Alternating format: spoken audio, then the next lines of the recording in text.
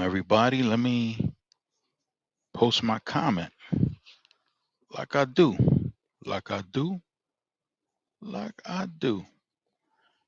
Oh man, what happened? I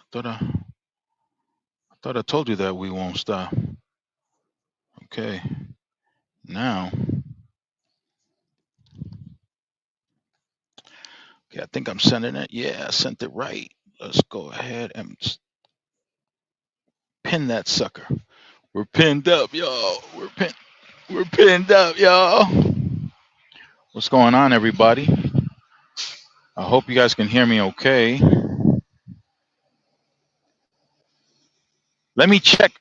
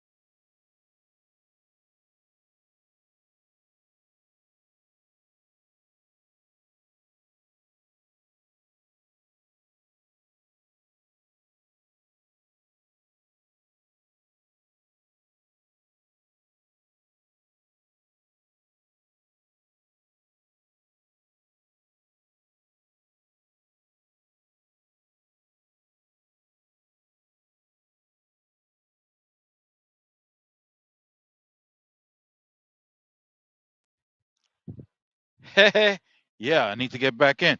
Professor! Oh, okay. I got you. Well, we're here. I think everything else is still pinned there. So whenever yous be ready, I'll be's here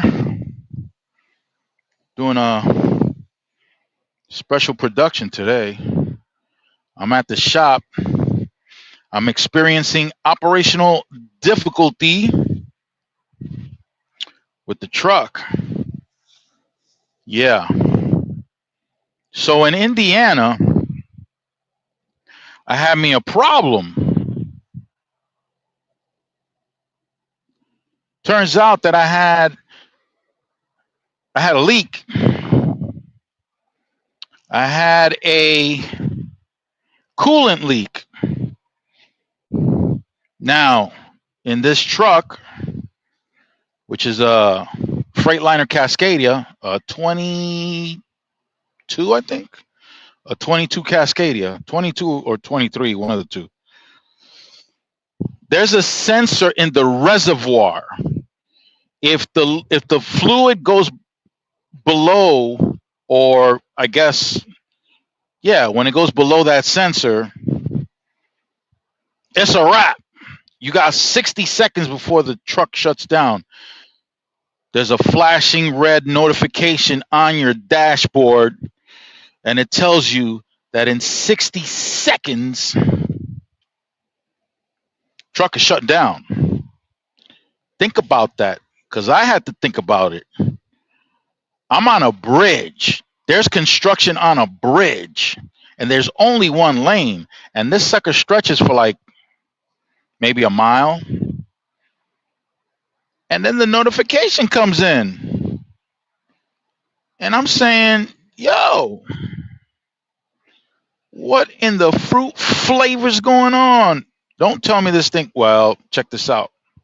It did shut off before I passed that construction zone. However, there weren't any vehicles behind me yet. And when I put the truck in neutral and turned the key back to the neutral position and start the truck again, it starts up. It doesn't give me that red notification right away, but in a few seconds, it'll give me the red notification letting me know that in 60 seconds, the truck was going to get shut off. But it gave me a chance to drive at least a minute and a half so I can get out the way, because then everything opened up. Kind of crazy. And what I had to do was continuously pull over, pop open the hood, and then pour a gallon of water, because I didn't have any coolant, but I kept filling up the gallon. I had a 1 gallon container, and I kept filling it up. So as soon as I filled it up, and by the way, when you've been driving, that radiator's hot. So turning the cap off all the way while it's hot is not safe. As you're turning that knob, you're going to start hearing air, and you're going to start seeing steam coming out from under that cap, and it's under a lot of pressure. So what you're going to want to do is you're going to want to turn it little by little and let that sucker release the pressure before you take the cap off completely. But you got to give it some time. You got to let that pressure decrease. You got to let that steam come out. So here we are in the shop. It's about to get another pressure test. This will be the third pressure test. So they didn't find it the first time. They didn't find the leak the second time. I'm hoping the third one is a charm. What's up, Daniel? Okay. Yo. So now I'm waiting. They're going to do a third pressure check. It seems like the only time it's leaking is when I'm actually driving. But the pressure that they apply to the radiator and the system is supposed to be the equivalent of when the truck is driving. So I'm not sure where they're looking when they're doing it. And I'm not sure what the coolant system is doing when they're applying that pressure. I know that you can smell it inside the truck. You can smell the coolant. And you can also see on the wheel well of the driver's side, on the top near the firewall near the back, going toward the driver, you can see the coolant pooling in a particular area, probably because it's getting sprayed over there. I don't know, man. It's kind of bugged out. Hopefully the third time is a charm. Hopefully when they apply that pressure test, that thing starts spraying where it needs to spray, and they can locate where that fluid is leaking from, and we can get it rolling. Because I got to be in Wisconsin by Monday morning, and I've been up all day. I started driving at 9, and by 11 o'clock I had already stopped, and it's 10 o'clock in the evening now, and this is when they're able to do it. And this is a funny thing. I just can't seem to understand this. I drive around the country, and I see businesses that used to be open 24/7 that now have closing hours. And the reason they have closing hours, the reason they can't stay 24/7 is because they don't have the workers. This has been going on for a year and a half now. Actually, since the pandemic was officially over, all these places that I used to go to, most of them that were 24/7, they're not 24/7 anymore. And I constantly see the same signs: understaffed, understaffed. That doesn't make any sense. The math ain't mathing, y'all. The math ain't mathing.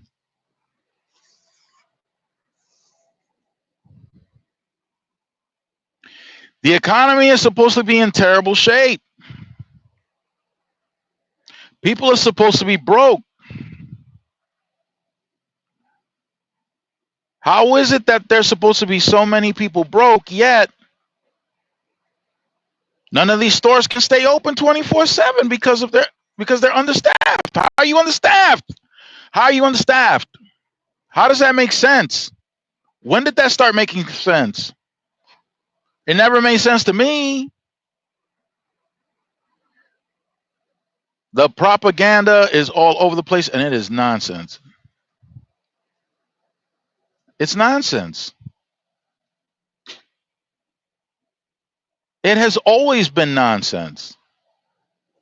But that just goes to show you 98% of the population, 98% of whatever you do, it's just the way it is. 98% will fall for the okie doke. They always do.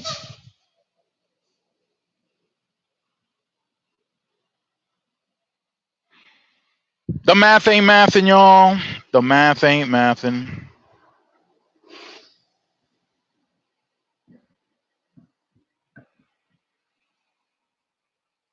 So we're gonna see now. I did that video on Fat Joe and the conflict he's having with the FBAs. A lot of people started doing videos and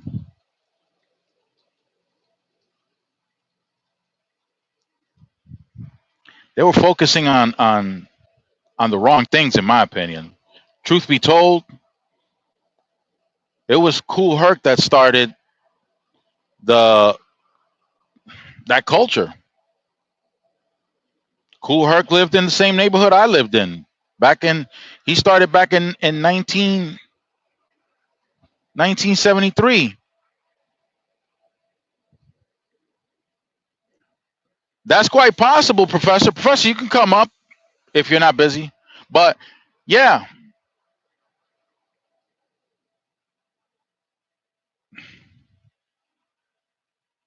I've spoken about the Puerto Rican community now, and this holds true for Cubans, Dominicans. They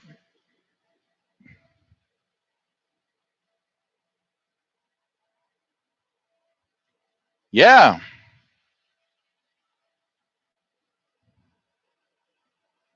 the way Fat Joe expressed himself was uncalled for.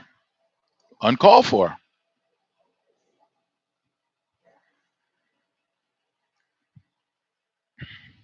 And now you got a whole bunch of people chiming in and mixing information up. I was there. That's my neighborhood. Hip hop was created in my neighborhood in the Morris Heights section of the Bronx. I lived on the corner of Tremont and Loring, which is just a couple of blocks away from where Kool Herc lived and where Kool Herc started throwing his parties. Because he started throwing his parties in his building where he lived. It's a tall building. It's one of the few tall buildings that you'll see as you're driving up I-87, which is the Deegan Expressway. He used to also throw parties in that park that I've referenced in other videos of mine, which was also on Sedgwick, right by on the entrance to the park is on the corner of Sedgwick and Burnside. And I went to school on Burnside. My public school, my elementary school, was right on Burnside. Two corners away from the entrance to that park, right on Burnside. No, three corners. Three corners. You get out of my school, you make a right, and you walk down three corners, you're at that park. You get out of my school, you walk down one corner, and you make a left, you're going to my house.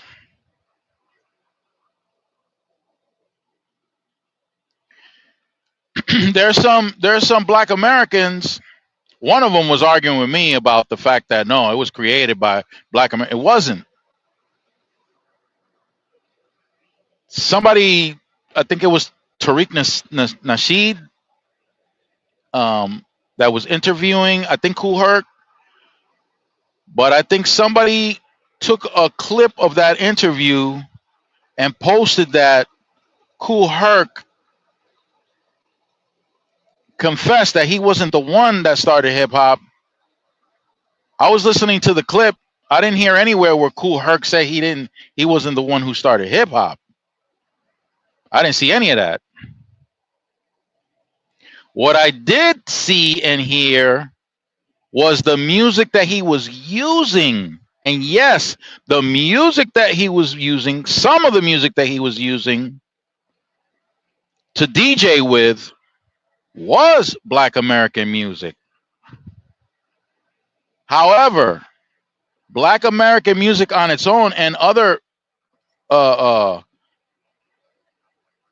other people that created music that he used that were not Black American, they didn't create that culture all on its own. It's what Kool Herc was doing while he was DJing that helped create that culture. And rap was not a part of the culture in the beginning.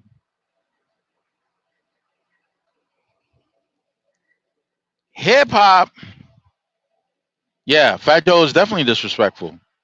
Definitely. Definitely. That's prevalent. That's prevalent amongst Puerto Ricans, light skinned Dominicans, white Cubans, white Dominicans too, because they got white Dominicans. Yeah, absolutely. Absolutely.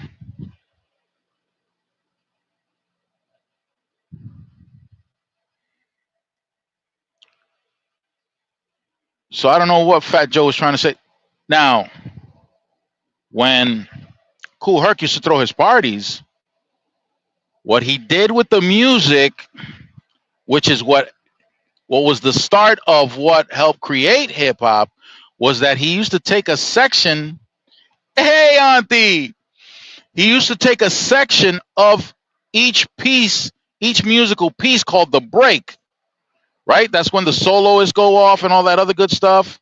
Well, he used to take that part and he used to play it over again, and he used to use both his turntables.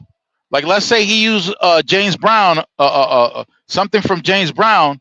He would take the break of that song, play it on one turntable, and then extend it by using the same break on another turntable. And he would keep extending the break because that's the part that got people amped up. So all these kids from the neighborhood,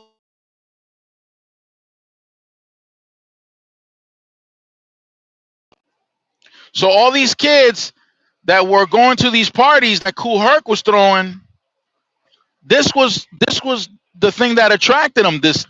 The part of the music known as the break, and they were going bonkers. These kids, these like teenagers. These like 15, 16-year olds going bonkers at the party. You already know. And the dancers that used to show up,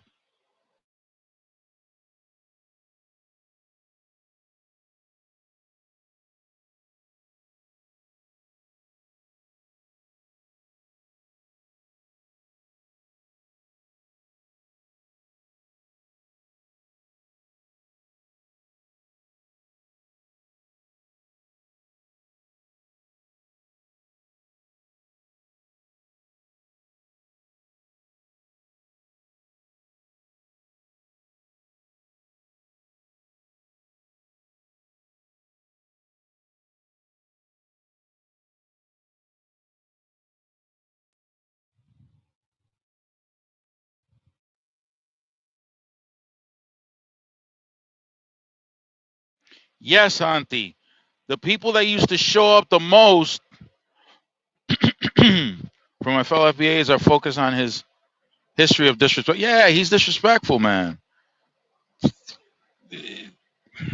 He's this.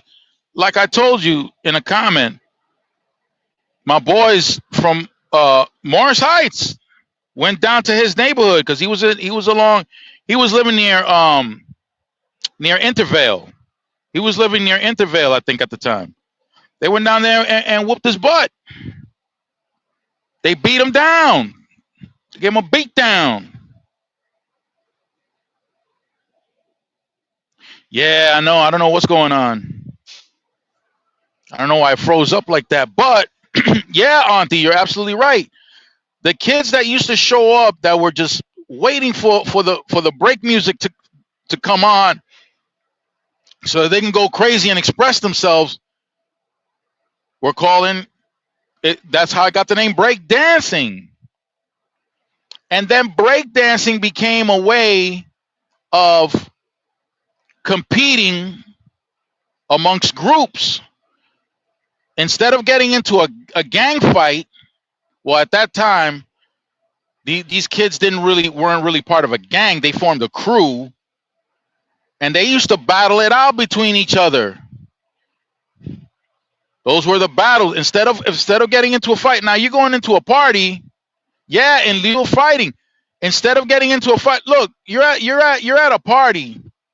You got the girls, and let's not fake the funk here. Let's keep it real. Them boys and girls were looking to do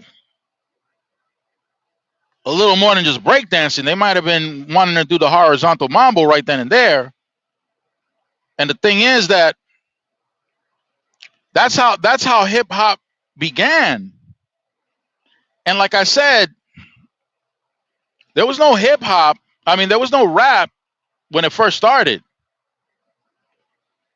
It was the music, it was the dancing, it was the type of dress, it was the battles. And then later on, they started incorporating rap along with the music. And again, like I said before, when you're a rapper, you're somebody that's reciting poetry. Yes, the culture. You're reciting poetry. You're not a musician unless you play an instrument in association with the music that's backing you up, or you write the music that's being used to back up your reciting poetry, and that music provides the iambic pentameter,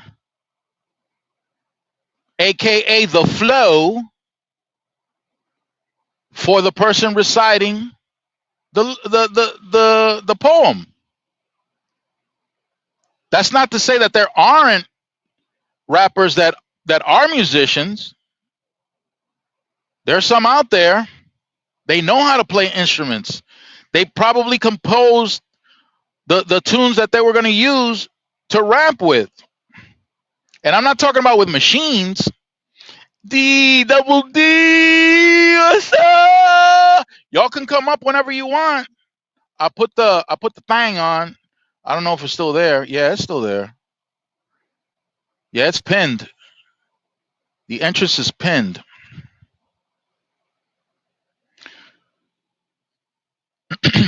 So, I mean, how old was I when hip hop started? I was 8 years old when hip hop started. I couldn't go to the parties. The kids that were going to the parties were older than me.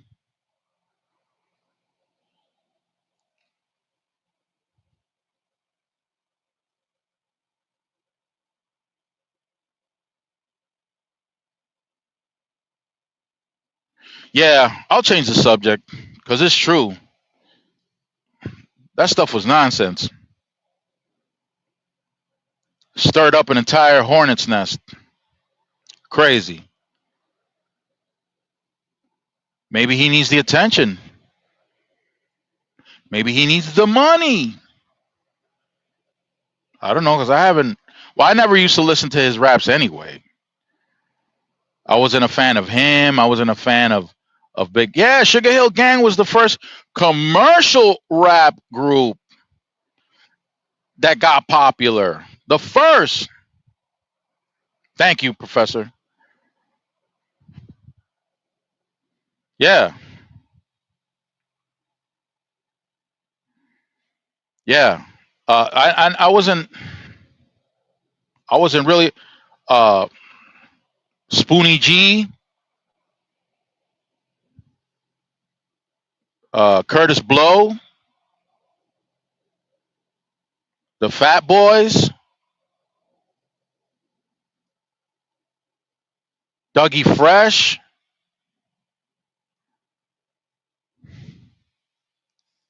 KRS-One. I wasn't that big of a fan, but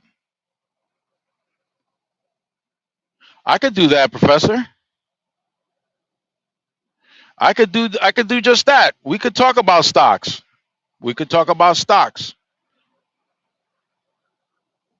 Yeah. Okay. So this is my expectation of what's going to happen next year. I think the market in general is going to suffer a pretty steep decline. Maybe not in the first month. I don't know. I don't know where they're at. I think they're touching each other's food. But so far, corporations have front-loaded their inventory because of all the talk that's going on. Yeah, a steep decline. All the talk that's going on right now, without the man even being inaugurated yet. Let's see who this is. Okay. We're in now. We're in there, Professor. Let's go. I was eating dinner and I didn't want to smack. Oh, okay. No, I mean, yeah, no, that's good. That's cool. I've always known that some things that my people say they invented, they didn't exactly invent. But Fat Joe made his money off of foundational Black Americans. He absolutely did. He absolutely did. And that's when it becomes an issue with me. And I'm like, so what was your point in calling us names? The same people you kind of made some of your money off of. Exactly. Listen, I made the video to demonstrate that,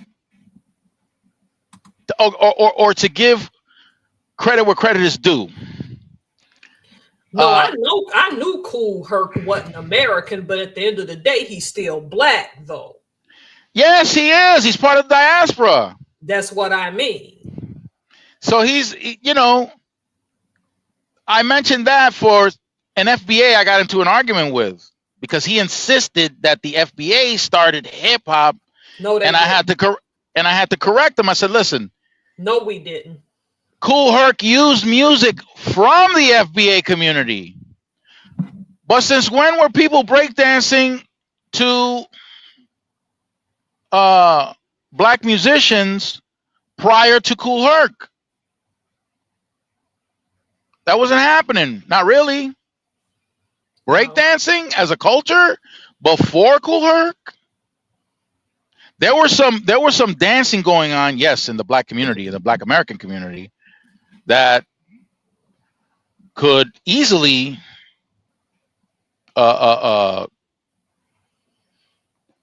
be seen as something akin to breakdancing. But that culture came through after Kool Herc. Uh-oh. Who this is? Who this? Who this? Oh, wow. You brought your coffee too? Yeah. Yeah, flip it to the side, baby. Hello. Yeah, give me that finger. No. Give me that up and down. We're not starting it. Oh, okay. So yeah, yeah, go ahead. Fat Joe was ridiculous for that. Ridiculous.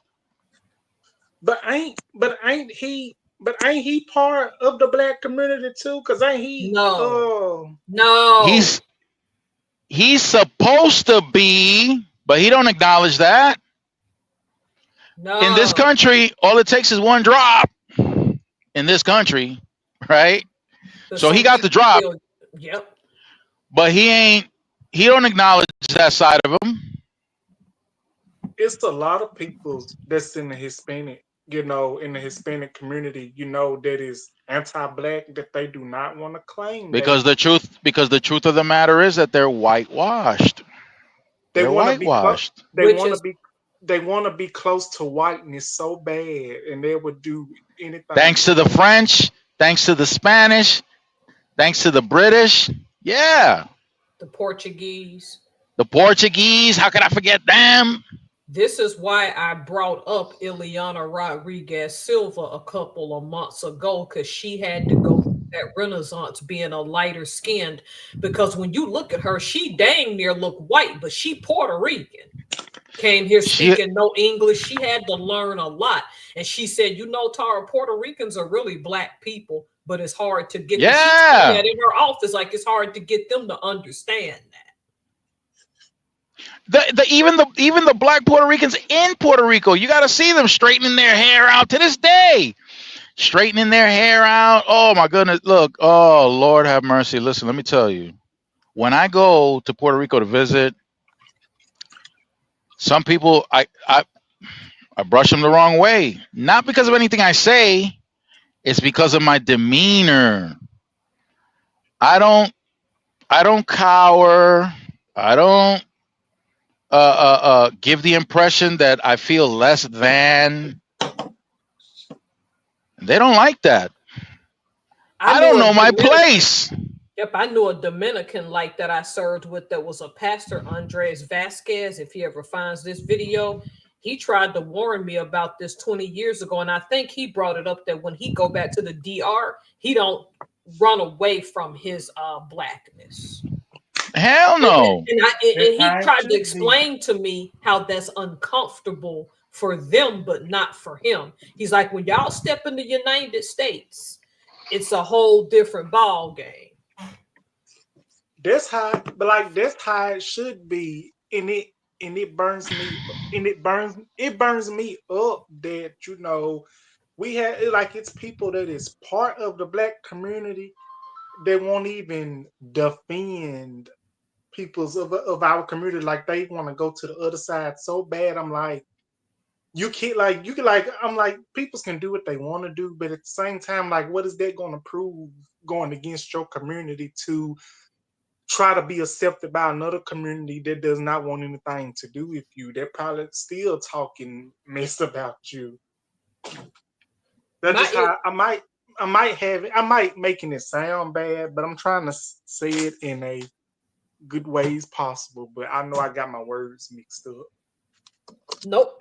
I think what you're saying is that black people who don't have black spouses don't have to lose their culture because they married out or because they got friends outside of their culture.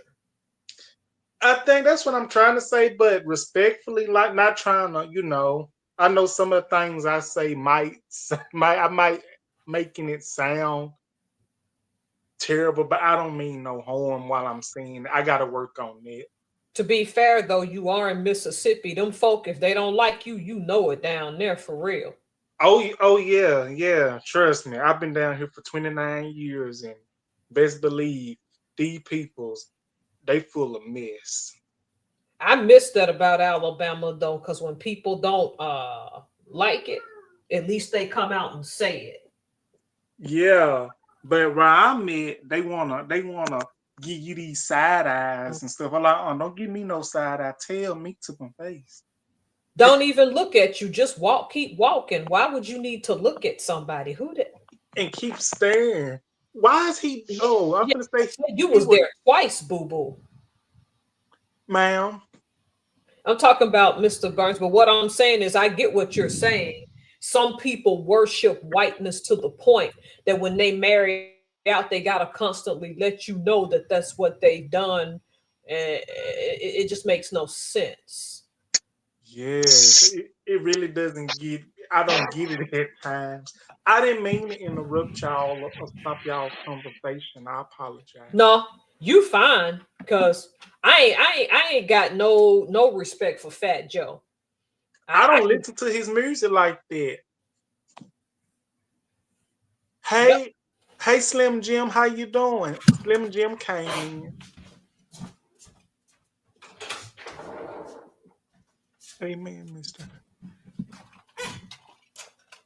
But you don't realize how good you have it though, because at least in the South, they'll just come out and tell you.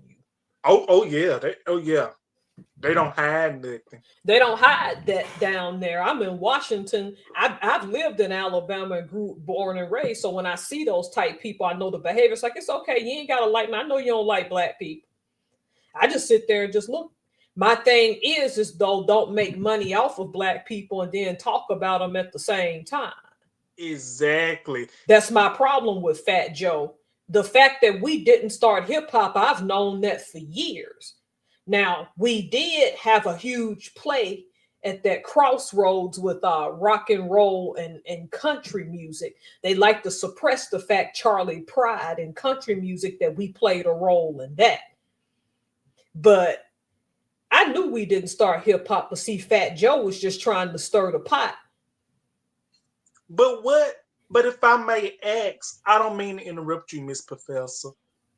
But if I may ask, I wonder what would make him say that, because I saw an article that I follow on Instagram, Neighborhood Talks, and that's when they say Fat Joe was getting backlash after what he was um saying about us black folks. I'm like, wait a minute now, wait a minute. I know this ain't the same Fat Joe that's been trying to win us. Well, win some people over. He ain't won me over because I don't listen to him at all. The only song that I might have heard of his was "What's Love" with Ashanti that he was rapping on, and another one. But I that really shocked me. Like I would never expect it from Fat Joe. I do, because I grew up of that generation.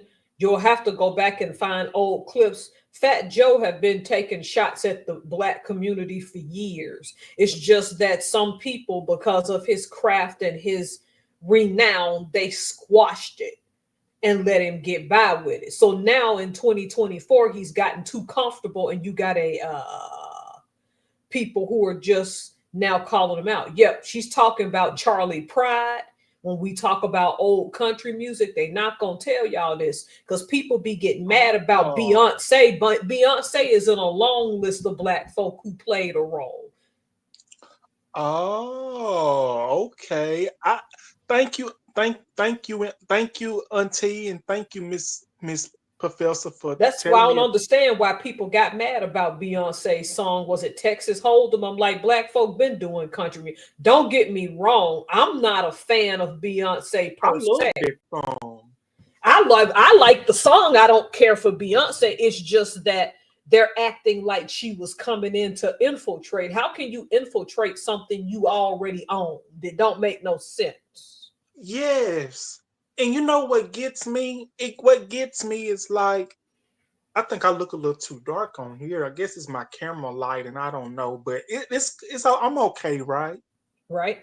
Okay. I was gonna say, what gets me is that every time when a black person or a person of color want to try something different with music, like when Beyonce first, when she wanted to make her first country album, a bunch of people's celebrities and other artists, actors, and all that. A lot of they had so much negativity to say about Beyonce, about her um wanting to sing country, trying to make a country album.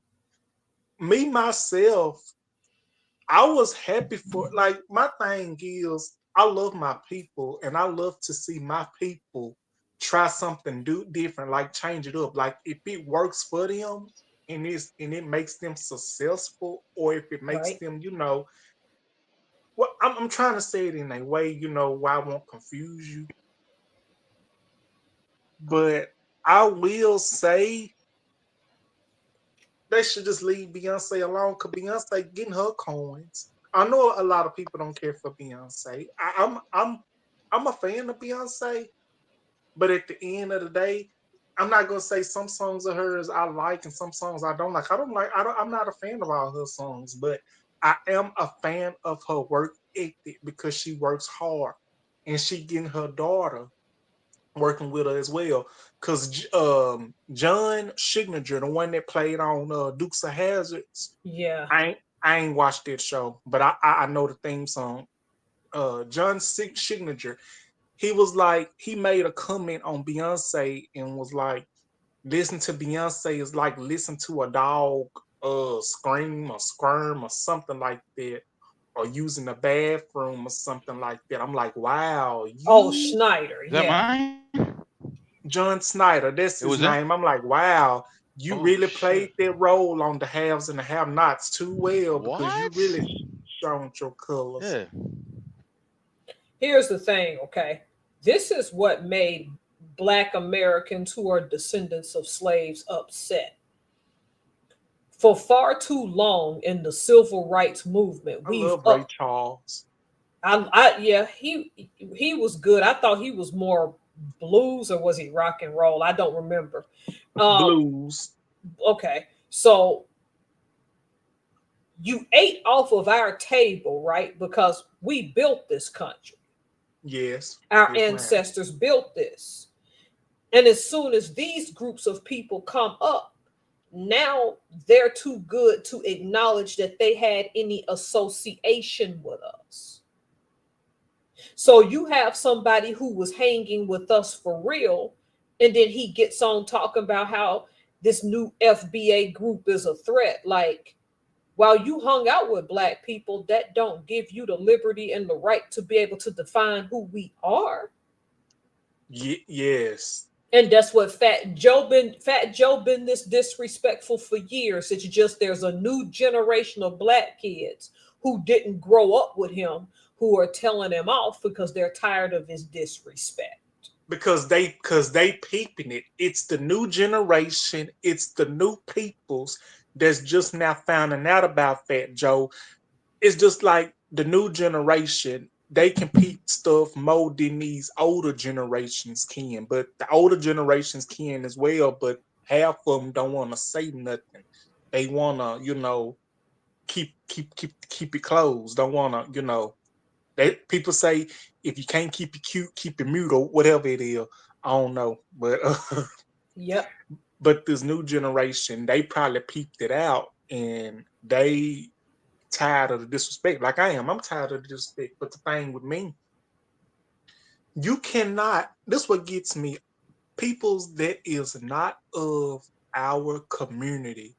They feel like when a person of our community or peoples of our community like a certain song, and you know how a song sounds black. The beat sounds like kind of rhythmish and got that good sound in it. Like that one white kid that's now a so-called rapper. What's his last name is Harlow. I can't think of his first name. Um, was it Harlow? Jack Harlow. That's who it is. But I'll give Jack Harlow credit. Jack will be quick to tell you that he isn't black and that he realizes that he's an outsider who just came in the culture. He knows who he is and he ain't disrespectful about it. That is true. I respect Jack Harlow because one thing about Jack Harlow, he is real. Like he's real, and I've heard him, talk about that, and he said some things about that, and I respect Jack Harlow. And I will say this, like what I was saying a couple of minutes ago. It's like people that are not of our community, like they make these songs, they make them sound good and make them feel a rhythm, and it's like they blend in with our community, but our community, like they get so like they be happy, they like this person because they make good music, this and that, and like with Fat Joe, like he got comfortable with our community, and it's kind of like he kind of was smelling himself and feeling himself, and he thought that he could talk about peoples of our community, and he probably didn't think that he was gonna get called out about it, but he was wrong because he definitely got called out on his mess of what he's saying. Like it's a bunch of some peoples that I can name that are not part of our community that have got called out on their BS of some of the slick stuff that they said about black peoples. I like this new generation because your generation is smart enough to know that our ancestors helped build this country, Oh, right? yes, ma'am. Yes, And y'all are online, and now you get to see through the World Wide Web what we didn't have growing up. So your thing is, if you know your history and you understand it, then you understand that descendants of slaves in this land have been disrespected for 400 years. And so therefore this generation now is sick and tired of it. yes, And that's what makes what Fat Joe did messed up, because he seems to miss the fact, or don't care about the fact that you're never going to change that we played a significant role in the history of this country, and it's just not going to be easy to erase that. yes. And if I may say one more thing, I don't mean to interrupt you, Miss Professor. It's something else that came to my mind. Um, and it's like, hold on for 1 second. Okay. 1 second. Everybody's muted tonight. What is Mr. Burns doing? Mr. Burns is on mute.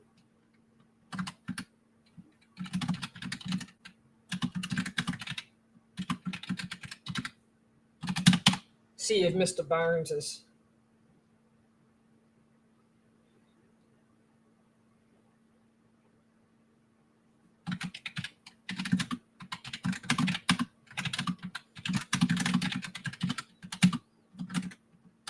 DeAndre stepped away for a few.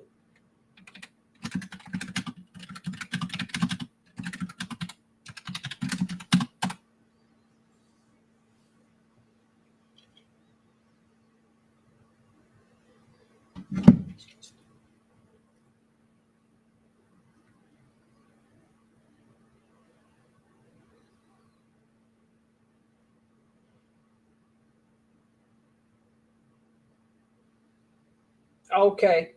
So he's handling something work related right now. Is anybody else still in the live? Oh my goodness. See if I can jump back on here.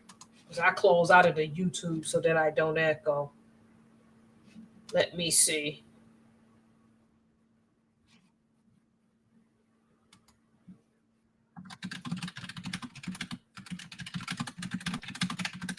Yeah, y'all. I got the truck in the shop. Look, we're in the shop.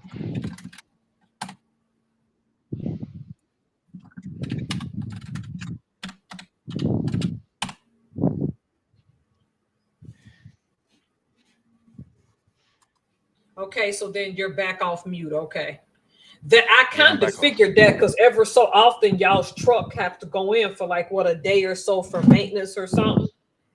But this ain't for maintenance. This is for repair. How long is that gonna take?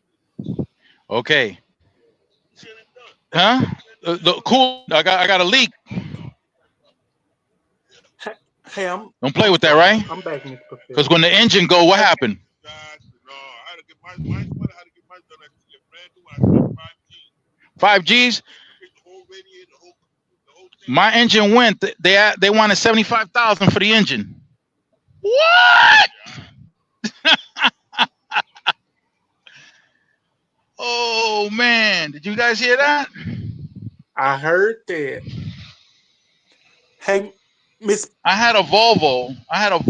The engine blew on that, and it was $75,000 to replace it. Ooh. Yup. That ain't no joke. When you work for a trucking company, part of your training is to do a proper pre-trip, and the pre-trip includes, in most cases, not all, but they want to make sure that you check the fluids. They want to make sure that you check the coolant levels and the oil levels.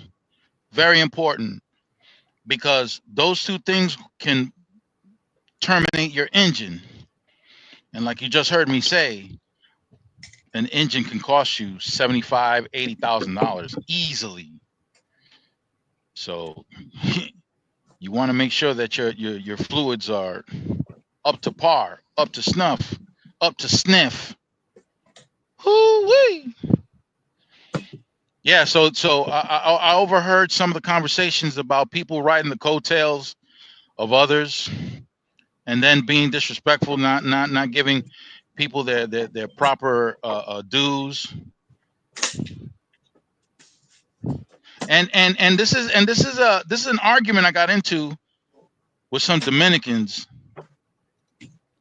that don't understand that they're able to live the way they do now because of the sacrifices of people before.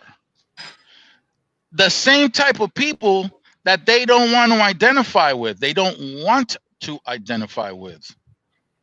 Now check this out, right? Back in the late 70s, my older brother took a ride. For those of you who haven't heard the story, I don't know who has or who hasn't, but my brother took a trip to Florida from New York to go visit his mother-in-law, because he had just gotten married with his wife. Wife looks like a white girl. She's Cuban, but she's a white Cuban. And you know, there are Cubans that didn't mix. She's one of those that didn't mix. So she took a ride with my brother to go visit her mother. And vegan, so he took a ride. When he gets to Georgia, he gets pulled over by a state trooper. He gets pulled out the car. He gets the cuffs put on him. And the trooper is telling him that he's about to bring him in for grape because he's in the car with a white woman. Oh, yeah, that's the South. Yep. Now, it just so happens that my sister-in-law's license hadn't been changed yet, so she still had her maiden name on her license, and it just so happens to be a Hispanic last name. Ew. And as a result, he released my brother. So there you go. Mocha, what's going on? Mocha, everybody's coming in. So, yeah, and this was in the late 70s. My dad suffered a humiliating moment for himself as well up in Boston in the early 70s, because my dad, he's light-skinned with hazel eyes. He thought he was going to be accepted because in Dominican Republic, he had that kind of status. So when he went to Boston, ooh, yeah, I know about Boston. Ooh. Well, yeah. Well, my father found out about Boston too. Oh, wow. Yeah, he sure did. He got a wake-up call. He still clung on to his ways. He was raised by his grandfather. His grandfather was one of those kids. Hey, quiet. My grandfather was one of those kids that were sent over to the Dominican Republic by the Spanish government to recreate a white population that was diminishing rapidly because they loved the chocolate and they were mixing. And the colonial power wasn't trying to allow the whites to disappear on the island. So my great grandfather was one of those families that were sent down there to recreate a white population, and my father was raised by his grandfather, my great grandfather, and the father of my grandmother that got hacked and unalived. Ooh. Her family. Yeah, her family. So I showed you a picture of my father's first cousin, the sailor. Do you remember that? Yeah. Yeah, he don't look black at all. He's from that family, that family of Spaniards. The Solomon Project. I'm gonna be honest with you. When I first crossed paths with you, when we first crossed paths in the group, I'm gonna be honest with you. I'm gonna be honest with you.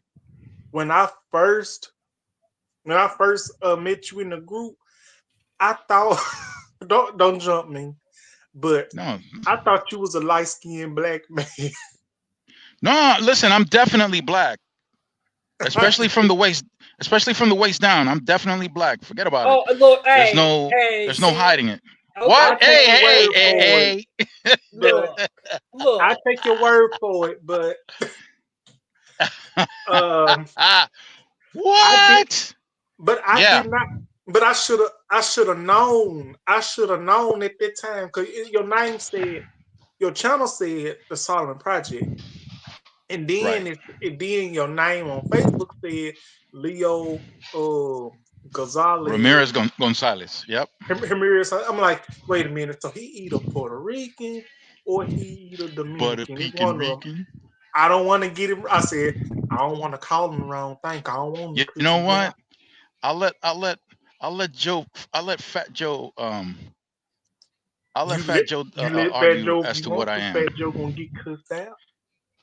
Let him argue about what I am, because everybody argues about. I'm telling you something. I ride for you. I ride for everybody up in this group. He ain't gonna mess with y'all.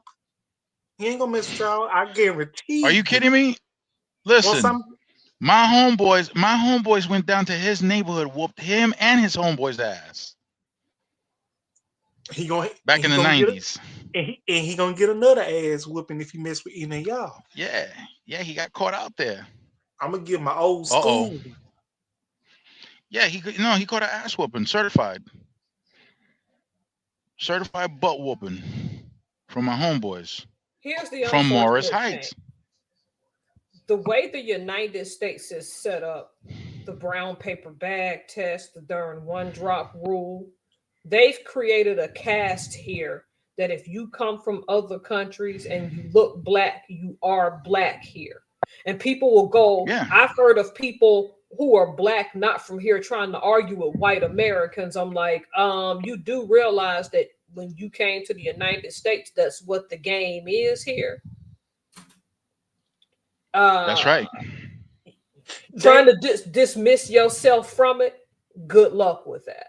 They did that. If I may say this, when you bring out the brown paper bag test, I was watching the movie Bessie, about Bessie Smith, the blues singer, Queen Latifah played her.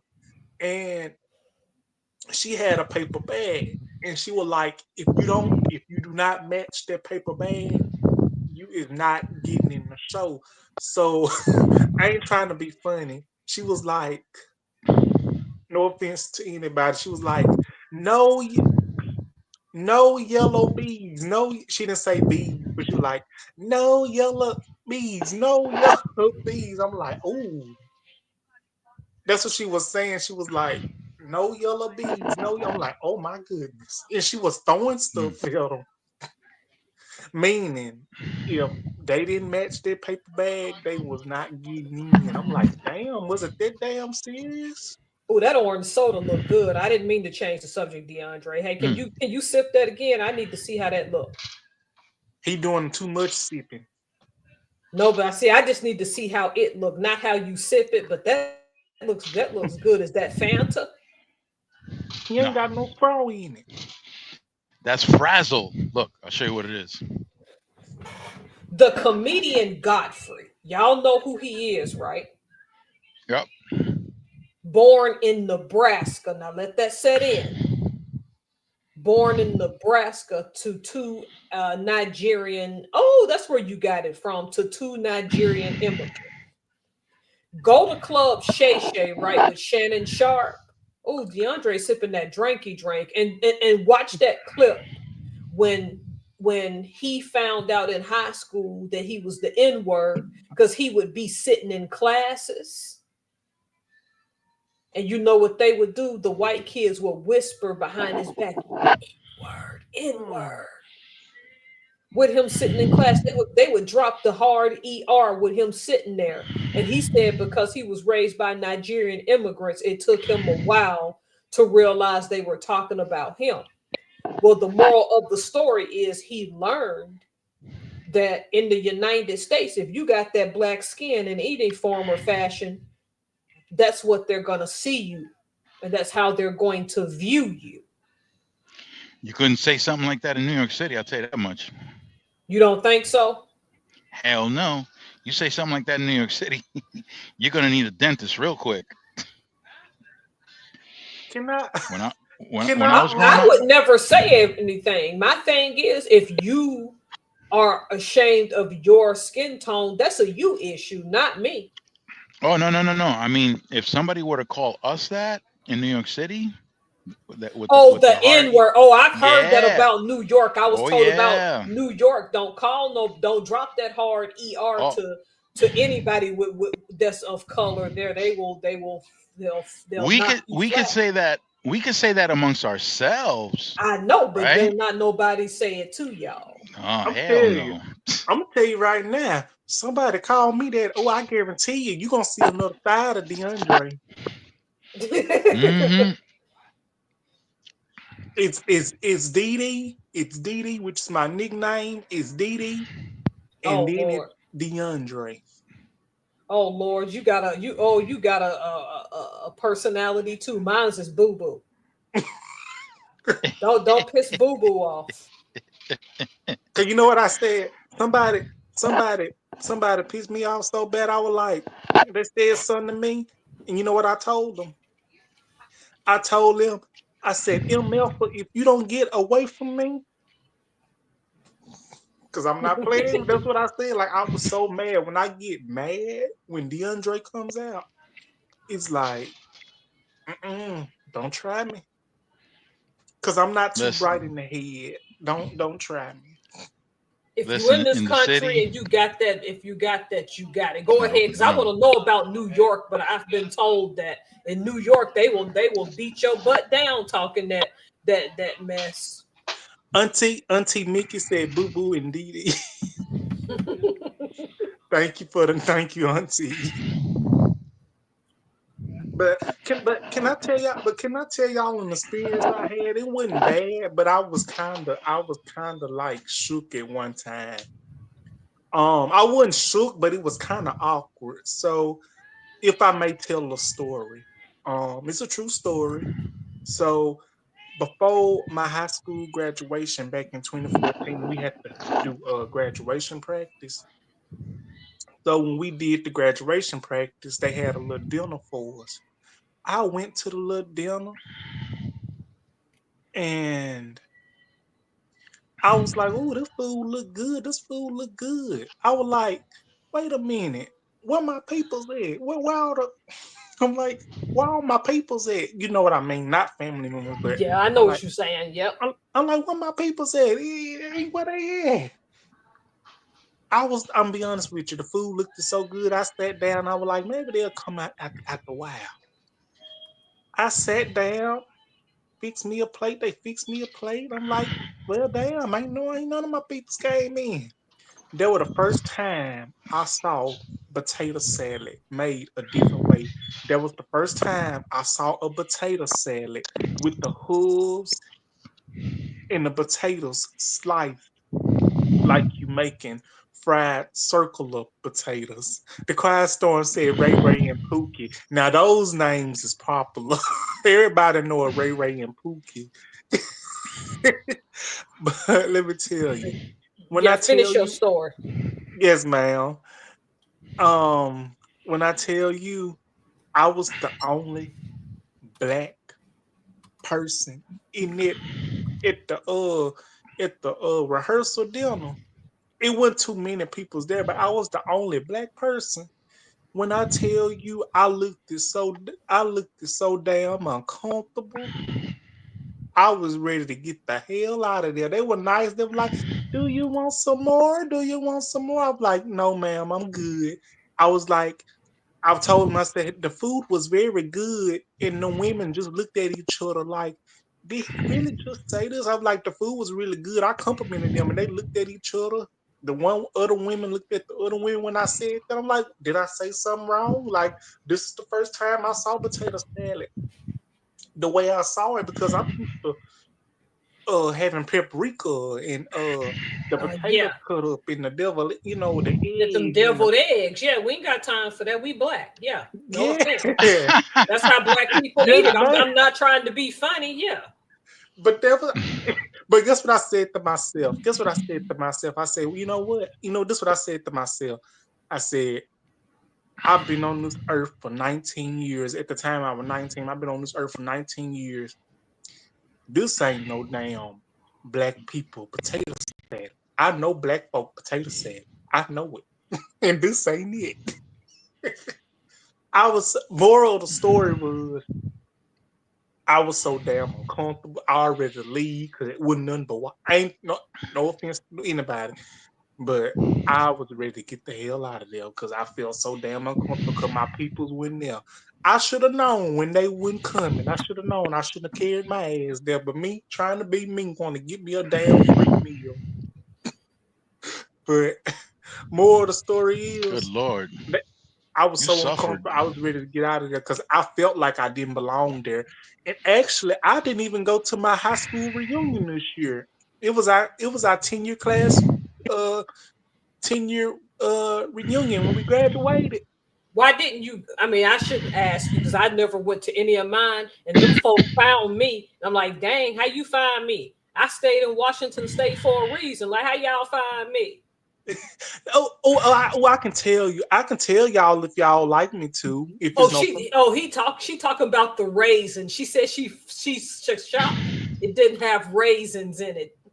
Oh, They're oh, notorious for doing that. That's the only thing I don't like about potato salad made by some white people. Not all, but some. They throw what would possess you to throw them raisins in there? exactly. Auntie Mickey. Surprisingly, it wasn't no raisins. Even if it was, I wasn't gonna eat it. I'm just gonna leave it on the plate and told them I got Like food. like you done threw cockroaches and mixed it in there. No, we don't. Cause they could do No, that. no. They do that type of stuff. That's what I'm saying. I'm not. No, Wow. no raisins. Cockroaches. No raisins in the potato salad. We No ain't raisins. none. I don't eat everybody cooking anyway. You must but have caught my Raisins with new. wings. You must have but caught my newest video. Keep going though. but to answer y'all's question and to explain to y'all why I didn't go to my reunion, this the thing. The school I graduated from consolidated with the school that I went to Ware High School, but we consolidated with Ackerman because it was, less kids. Kids weren't going. Kids were being fast, dropping out, getting pregnant, trying to have their life. Shoot, I got pregnant. No, no, No, no. you didn't. No, you didn't. You need to stop acting Look up. at this. But Look at this belly I got. Look at this belly but I got. I haven't even given birth yet. oh my lord. Oh Lord. Anyway, continue. You acting up. But back what I was saying. Ooh-wee. So the reason I didn't go to my reunion a couple of months ago this year, the school I graduated from in 12th grade, the black folks, we was together. The black folks hung with the black folk. The black community hung with the black community. And the other communities kind of did their own thing, teachers too. But you had people of the other community like hanging with our community, the black community. Like you could tell who was, you can tell who was racist and who wasn't. You can tell who liked the black folks and who didn't. No offense to anybody up in here. I'm just telling my story. So somebody added me to a group chat on Facebook Messenger. All the black folks, all my peoples that I graduated with added me in a group chat. We all was in a group chat, and they were like, "Hey y'all, let's get ready and plan our reunion. But before that, it was other peoples that tried to add me in the chat, and it was the peoples that was not of our communities trying to add me in the chat. I'm like, do not add me in that. I ain't fool with y'all when I was in high school. Don't try to fool with me now. I didn't like y'all. Y'all don't like me. Y'all don't like us. Don't try to lower me in that trap. And they were like, y'all can come to our reunion. It's made for everybody. I'm like, I ain't going. Let me sit at the house. I want to be with my people where I feel comfortable. But our people, like, they added us in the group chat, and we were planning stuff on what to do, and we was making plans and everything. The next thing I knew, about a month or two later, when it was getting closer to the reunion, I text one of my classmates, which was of my community. I asked them, "Is the reunion still going on? I ain't heard no more about it." And she was like, "No, they decided to cancel it because everybody wasn't corresponding and everybody was doing different stuff." I said, "Well, damn. It looks like I won't be going to no reunion then. I sure won't going to their reunion." Look at you. Look at you. I was never going to go to any of mine. When I left in 1998, it was peace out. I'm like, how y'all fools find me? Because when they found me that first time with the 10-year, I'm like, okay, I put myself on classmates.com. Whoops. They found me. My classmates found me on Facebook. I had a Facebook ever since I was like 15 years old. I didn't get on bad, but I got thrown the hell out. Because I got drunk off that 200 proof alcohol that we stole out of the biology laboratory. They say, "Yep." You look like you was a wild child back then. Like you was a thug back then, but you done changed a lot. People was mean to me. They used to call me Olive Oil because I was so skinny from Popeye to Sailor Man. Or they'd say that I looked like them starving Ethiopian kids on commercials. Only I didn't have a swole belly. They was mean to me. What? Yeah. One of them used to tell me that I'm so skinny. They started spreading rumors I was a crackhead. I ain't never used no crack. Oh. What y'all want me to come back to? What you want me to come to reunions for? For y'all can reminisce on the fact that y'all picked on me and called me all them names back in the day. I ain't never smoked. I ain't did crack. Crack is whack for real. So listen, it would have been.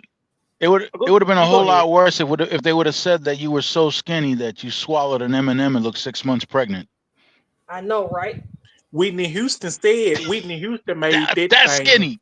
Whitney Houston made that famous. Whitney Houston said crack is whack. Whitney Houston made that famous. Look, I don't have a grudge against those people for making fun of me. What I'm saying is why would I go back and pretend we were all best friends? It wasn't like that. Let's not like y'all were cool like that. Y'all wasn't cool. We like get the hell out of here. Like trying to make like we were so cool and we were close and we did this and did get that. Out of here. Like no, y'all ain't like me. No, for real. I had those types too. Like wasn't y'all the ones that made fun of me when I was walking on the walker? Y'all ragged at me, and now y'all want me to chill? I didn't know they were still doing that in your generation. Wow, they would make fun of the mental kids in the 90s. I'm like, y'all sick. They made fun of me. They made fun of me. Not in our neighborhood. Oh, I know. Not in our neighborhood. Y'all didn't take that type stuff. Y'all don't like the hell no. And the weak being picked on. But in the South, though, they made fun of you in a minute. If DeAndre were living on our block and somebody from the outside came and started ragging on him like that, they'd be leaving out of there in a body bag. We don't go for that. Oh, Oh, I've heard those stories too. Y'all don't really play in New York, in them boroughs, especially. I heard, yeah. Nah, we don't go for that. Cause let me tell you, I'm born with cerebral palsy. I'm handicapped. It's different terms of it. I used to have a walker that I walk on. They used to call me cripple. They used to call me because I used to ride on the short yellow bus and I was in special ed. They called me slow radio and all that type of stuff. Yeah, I was in special ed. I was in special education. I didn't understand it, but I got held back in first grade. I ain't ashamed to tell you. I got held back in kindergarten. I never got held back. Can I answer her question right quick? Yes, ma'am. So, of course. Auntie Mickey, I live, if you look at a map of the state of Washington, I live an hour outside of Seattle on what's called the Kitsap Peninsula. I live on the head of the peninsula.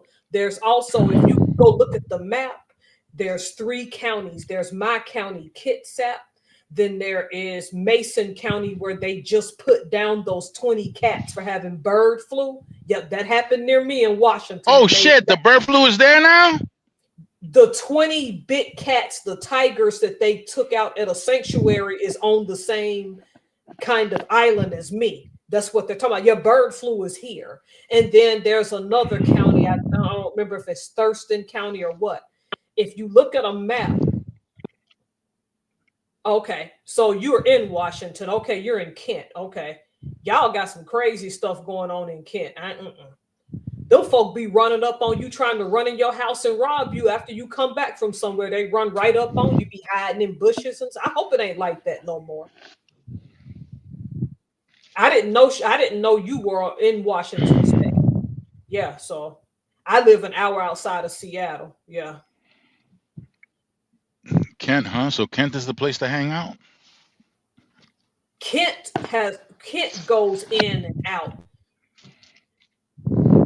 It's not bad, in my opinion. I think people make more of a big deal out of Kent than what I'm saying is they exaggerate how bad it is there. It's not as bad as people think it is.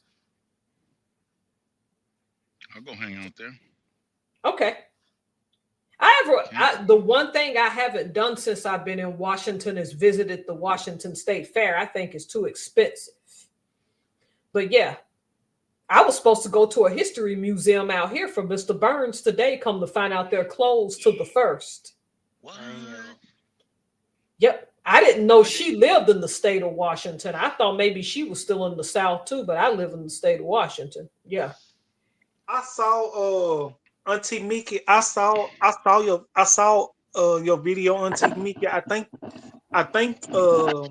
Auntie Mickey, I think she was heading home and she was like, these cars was in front of her, didn't know what they wanted to do. Like, she gave such a inspirational message, which I love. And she showed in the background where she was at. And I loved it. I'm like, oh my, look at all that traffic. Look at I wonder if she was near Fife.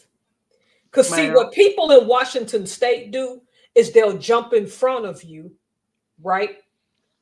And then they'll slow their car all the way down, not giving you time to stop. So if you live in Washington in the greater Seattle area, when somebody just cut you off, you got to know to slow way down to meet them, because they'll instantly cut you off and then instantly slow down. It's weird. It's the only place I've ever lived where people do this, because they do it here on the Kitsap Peninsula as well. So if y'all are ever looking at a map of the state of Washington and you blow it up, you'll see something that looks like a monster walking on water towards Seattle. I live near the head of the monster, if that makes sense. If you Google a map of Washington. Yeah. Brandon's in the house. See, hey, I Brandon just asked about him. Yep. I'm going on Google right now. I wonder if he's going to come to my live at 7 a.m. That's what time it is. It's just a pre-made video I made. Yeah, Oh, it's shit. 7 in the morning. That's 9 o'clock your time, DeAndre. You got to remember, Mississippi's 2 hours ahead of the state of Washington. Oh, look, I hope I'm up at that time, Miss Professor. Oh, I'm hoping. Now, see, you know, you too young to be sleeping in. You better get your butt up. Yeah, D, you got to get up. At Listen, 9. you can't use your squats as an excuse, okay? Well, Homestead in the house. Look, Yeah, I'll tell you. Yo, D be doing them deep squats. I saw him. Yeah, I did do a video on me some squats and stuff yesterday.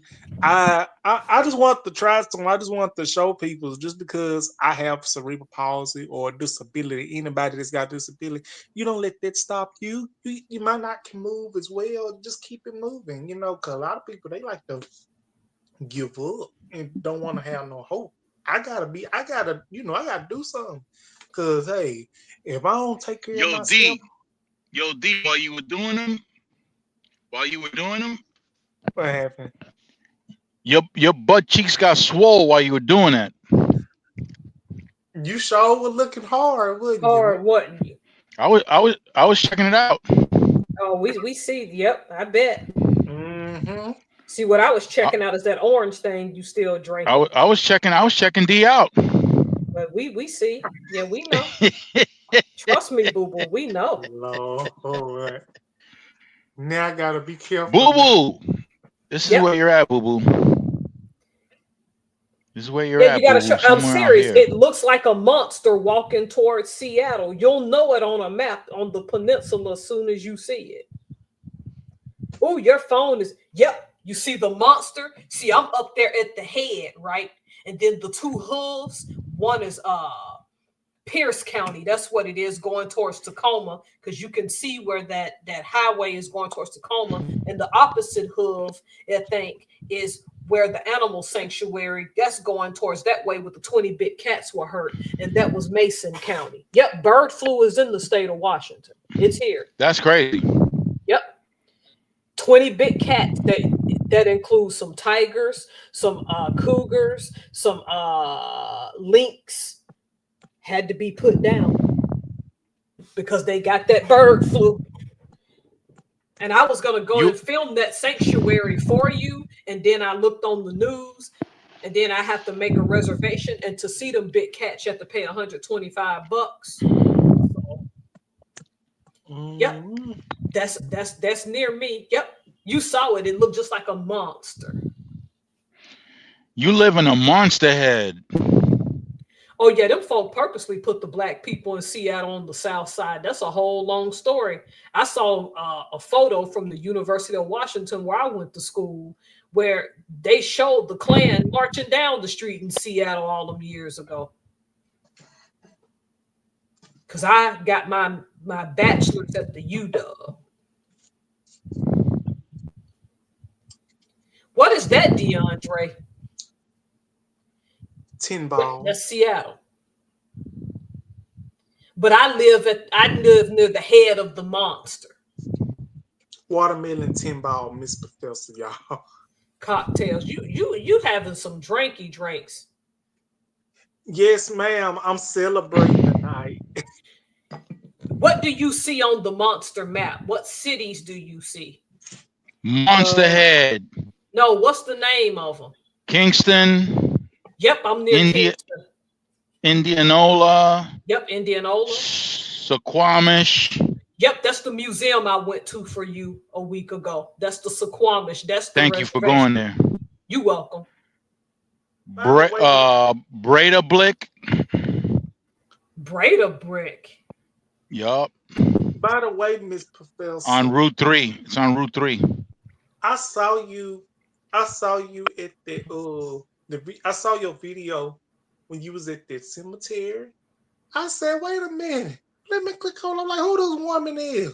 I clicked on the video. I said, that's Miss Professor. She come out of her and I see her face. And I hear her voice too.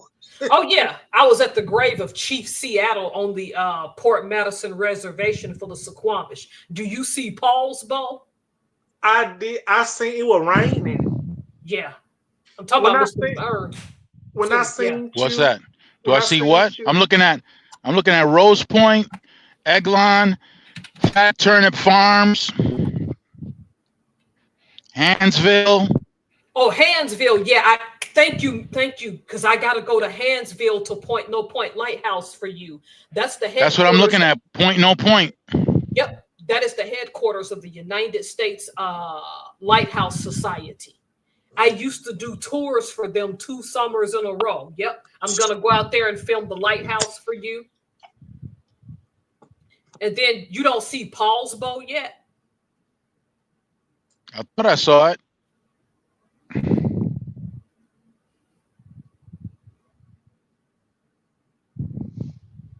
That's where I am. I'm near the head of the monster.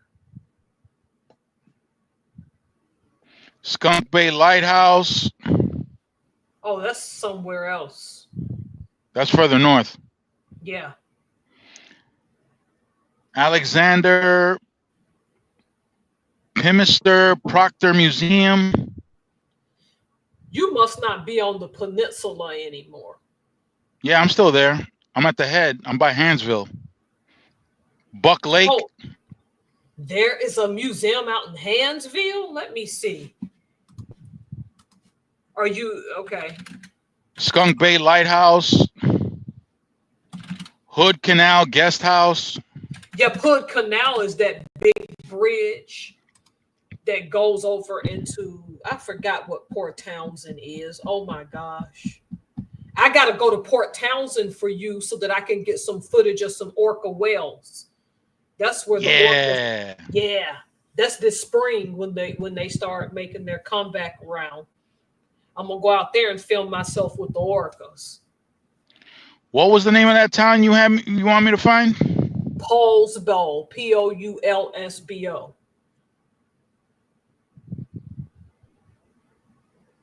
How do you not see Poulsbo? You got to see Poulsbo. If it's not at the head, it's at the neck.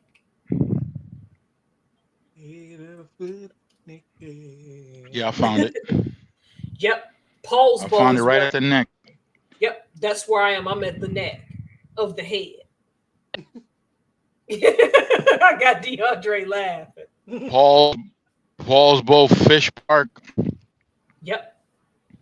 Miss Professor, I just want to say to Arco.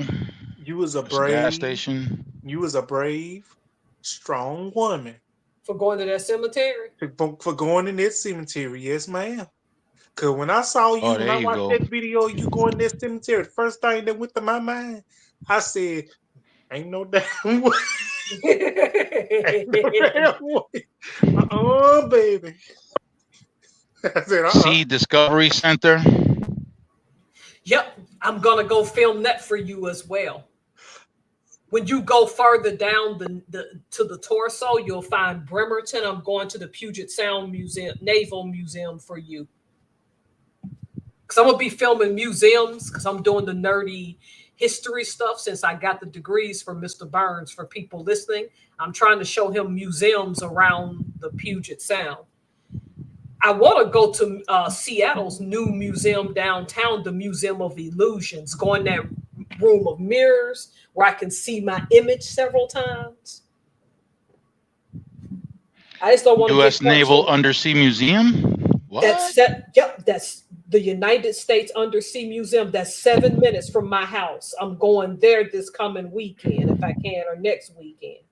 How the hell you get there? You got to cross a bridge or something? I don't, because I live 7 minutes from it. Oh, you're by the neck. That's right. So you can, yeah, okay, I see. Yeah, it splits. Yeah, it splits at the neck, yes. Thank you for reminding me. I wonder if they're open. I'll go Monday, probably, or Tuesday. Who knows? No, that's right. They're closed for the holiday too. That's what it is. So I got to go to the Undersea Navy Museum for you, United States Undersea Navy Museum. Of course, you know that's the submarines because Sub Base Bangor is near there, where my husband works. Yeah. Well, he was in the Navy also, right? Oh, yeah. Mr. Yeah. Pfeffer, I've been using that olive oil you've been sending me. I Yeah. love it. Thank you. Yeah.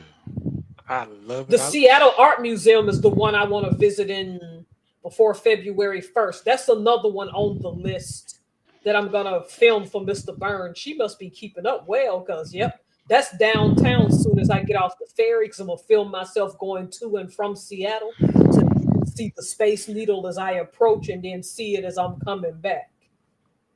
Yeah. But the holidays Yeah. done closed quite a few things, so. I'll be right back, y'all. I'm going to go to the bathroom. Okay, drinky drink. Yes, Yeah. ma'am. I'm going to drink all. Take Yep, your phone. Take your phone with you. Yeah. No. Yep. No. Yeah. Quit being weird. Let him go Take it. to the Yeah. restroom. But yeah, the Seattle Art Museum, I'm going to go there for Mr. Burns as well. That's downtown. And the Yeah. Klondike and the Gold Rush Klondike Museum downtown. And I'm also going to go, Mr. Burns, for you to the Ye Old Curiosity Shop. Yeah. So there's quite a bit of culture you're going to see. Why are you being stop it? But I'm glad she brought that up because Seattle Art Museum is on that list. So they got one exhibit by a black lady where she made a beaded thing about the Mamie, where they show her holding the white baby and neglecting her black baby. That's interesting. It's going to get crazy. I got a lot of museums to go to, but yeah, the Undersea Museum. Yeah, the Northwest African American Museum. I got to figure out how to get there. Once I get off the ferry, the bus lines, that's going to take me a little bit. Yay, the ferry. The ferry schedules have gotten very scant in the last few years, and they've cut routes from Bremerton, where I am. So people have to drive now? Is that what it is? Not necessarily. You have to either you will probably have to drive around if your job starts earlier than like 7 in the morning. But and probably catch the ferry back home. But or you can reserve a fast ferry. But I don't want to get on the fast ferry for the visit to the Seattle Art Museum because I want you to see me on the ferry going to and fro. You gotta love those fast ferries. Yep, because it'll get you home in half the time. Is that what it is? Yeah, it literally is. That's why they call it the fast ferry. Because if you get on the regular one, you're gonna go an hour each way. If you get on the fast ferry, it's half an hour. Good Lord. Even Auntie Mickey got the scoop on the bus. Yeah, I don't remember the bus schedules anymore because I quit going out there after my friend moved from Seattle and married a man in Georgia. But I used to know all those bus routes.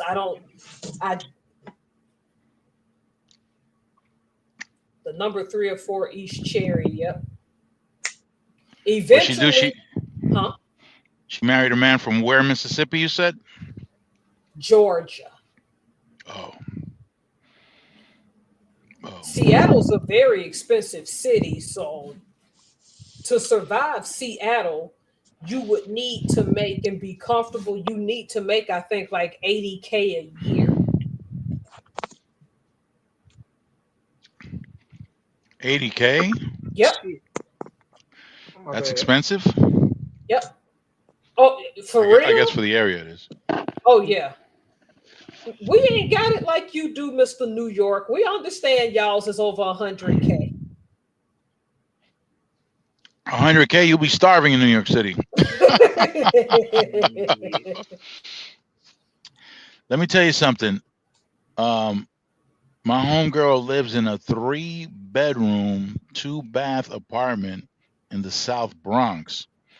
$5 grand. If it wasn't for the fact that she was on Section 8, she would never be able to afford that apartment.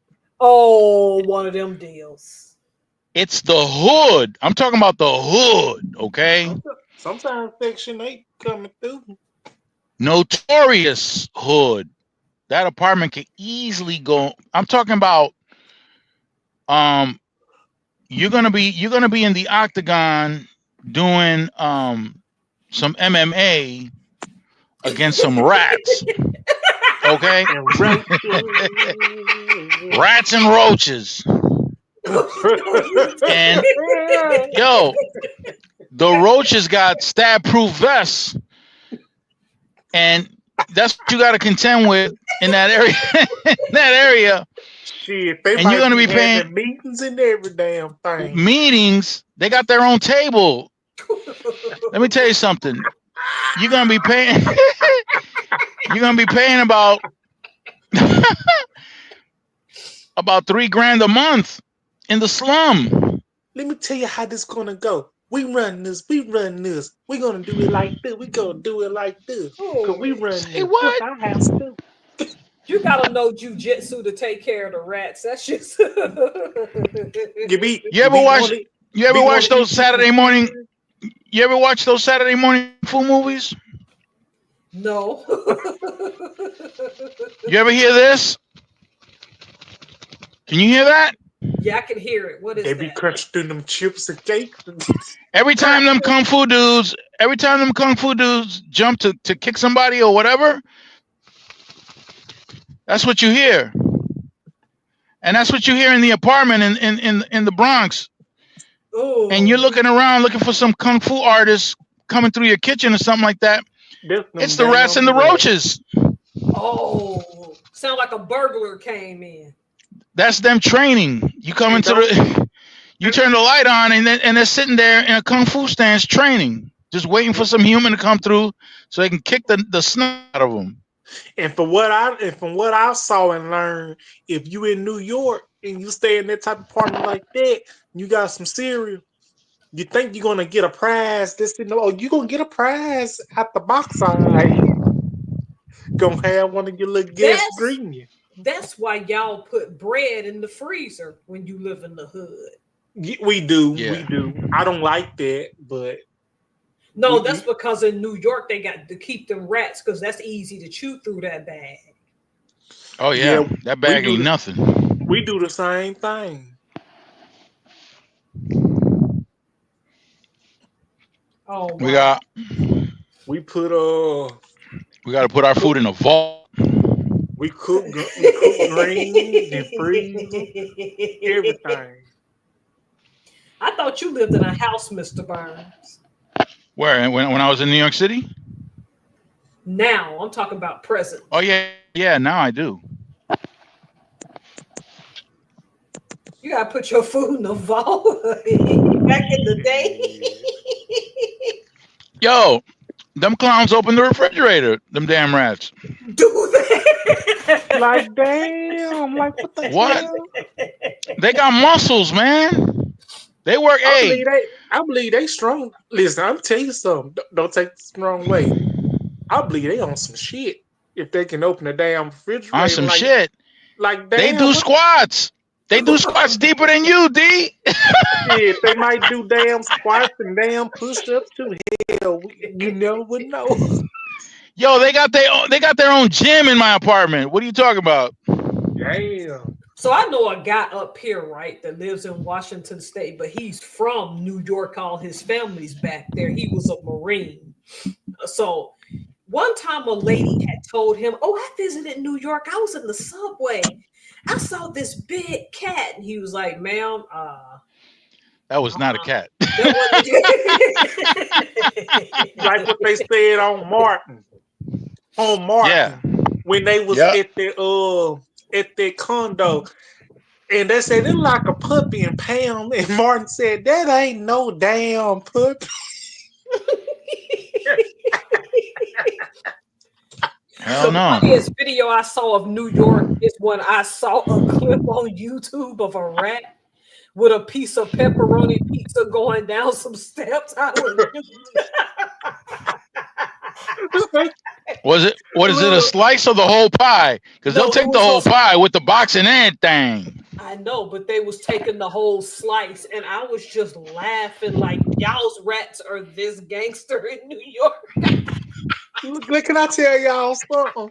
I was watching this video, and I think it was in New York or something like that. And this person had rats and roaches. They had rats, and this person was like, "Now listen, now, y'all done took my damn food. Y'all be trying to take my damn drink. Let me tell you Oh, something. he's trying to Y'all fight want with to them? do all," and they were like, y'all want to do all that. Y'all gotta pay me some damn rent. Shit, you taking my food and you getting in my drink. Pay me, run me my rent. Why y'all want to take my stuff and nibble? Them rats. They Bruh, when he the, they the when he on our rats got tattoos on their arms, okay? How the hell that happened?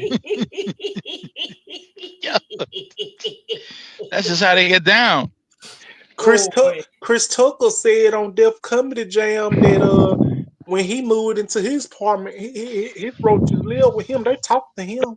I'm like, if you talk, let me tell let me tell you, I know this ain't funny. Hey, y'all saw the Jacksons, The American Dream with Yep, I've Angela seen that. Yeah. and Michael Jackson had a little friend. He had Mr. Rat, called Joe Jackson, and didn't have to do Michael like that with Mr. Rat. That was his little friend. You can tell Joe had so much builder ass shit in him. He like Michael was like, Mr. Rat, oh, Mr. Rat is dead. And then Joe Jackson was like, we got him good. I'm like, saying to myself, you evil son of a, Yep, to why do you do that. that to him? Oh my. Look, hold him up. Our, Homestead said, uh, that I can't pronounce that word. That Island Gina. That ain't no damn.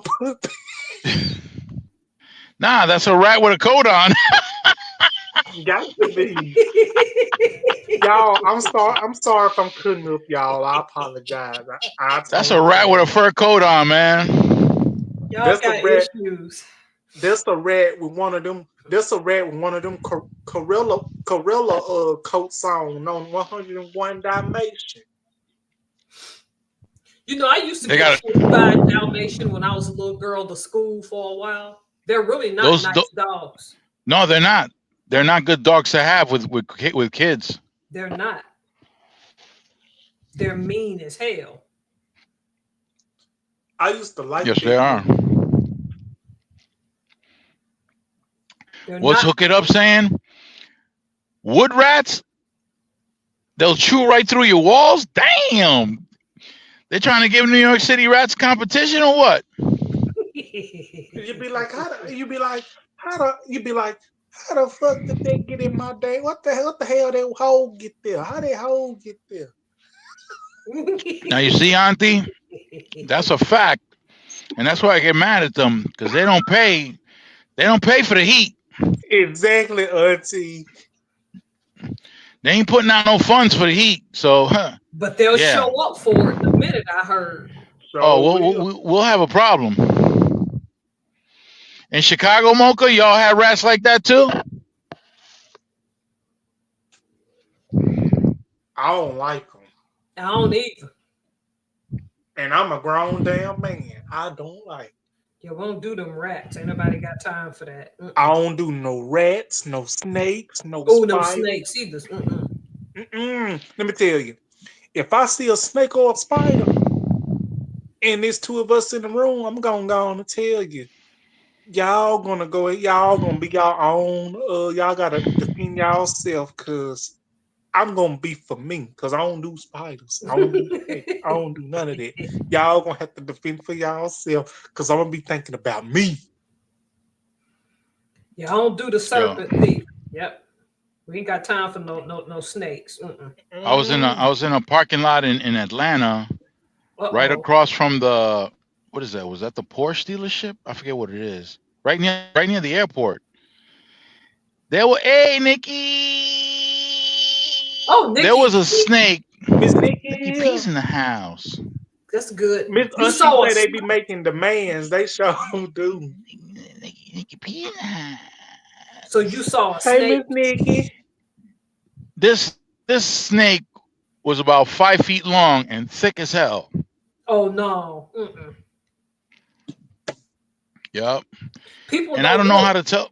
Go I don't ahead. know how to tell the difference between a poisonous and a non-poisonous. I don't know either. I don't know the difference. So they're all poisonous to me. I don't give a damn. Listen. I'm gonna tell y'all something. I don't know if y'all notice, but if you ever notice in these movies, a person that is not of our community, they be the one that be doing that stupid shit. They see a spot, they see a snake or something in the road, they hear something, they be like, come on, let's go check it out. Yep.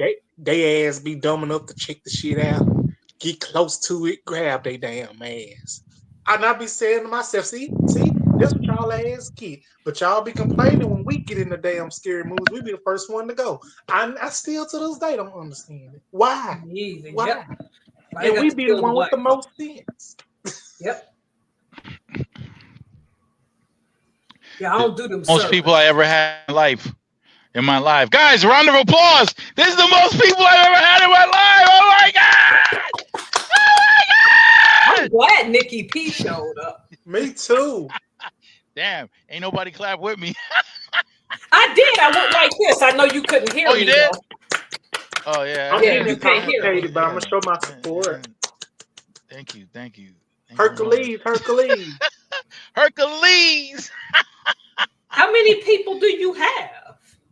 I had, I think Vegan King saw 13 total. Yeah, that's big. Oh, is Vegan Vegan still in? Vegan Kings is right here, bro. Okay, He's right here. Why is he not saying anything? Yeah, I don't know. He's kind of quiet right now. Something's going on. Yeah, he be scaring me because he got a larger than life personality. Why he so dang quiet? And you know what? I'm gonna post this thing up again, man, because it's like nobody else is coming up for some reason. I don't know what the hell. I hope I'm not scaring them off. Nah, it would. If anybody's scaring him, it'd be me. Because if I have to leave, I leave. No, you don't have to make like a tree. Make Yep. like a tree and leave. Yeah, okay. Wasn't that I funny? can tell every time when I come in your live, Mr. Burns, you light up like a Christmas tree. I sure do. Hey, especially after watching you squat. Hell yeah. Get there that you out go with your them squats. head, man. You and them darn squats. I really Squats was Mr. thorough. I really was doing squats. I done like 30 squats, and I did like 30 of them this morning. I say next week I'm gonna do 40. Then the next week I do 50. Every week I up it up. Yeah, and his back bigger. I'm surprised y'all didn't throw that last live in my face when I was screaming like a banshee and y'all didn't know what was going on. Professor, that was hysterical. That was hilarious. You think so? What? Listen. Yo, we heard. Yeah, we thought you were at the zoo or something. Yeah.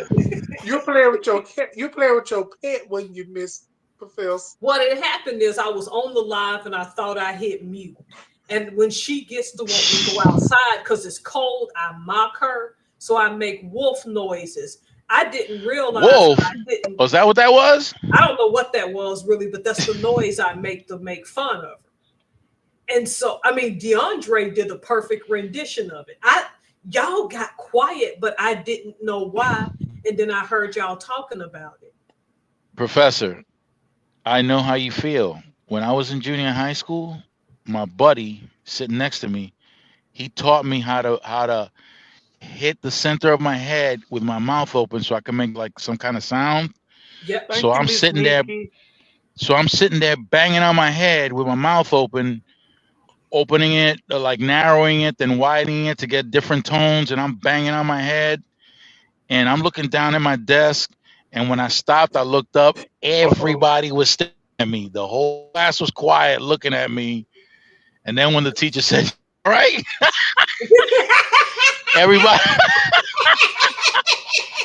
everybody just busted out laughing. And I just sat there like, oh, here we go. Yeah, they got me. Yeah. Y'all crack Thank me you, up. Miss Nikki. Miss Nikki. What did you achieve? Because I missed a lot. Sometimes I'm not on YouTube these days. I got 40,000 views on my channel. Wow. Are you monetized yet? No, ma'am. I'm at 297 subscribers. I got 3 more and I have 300.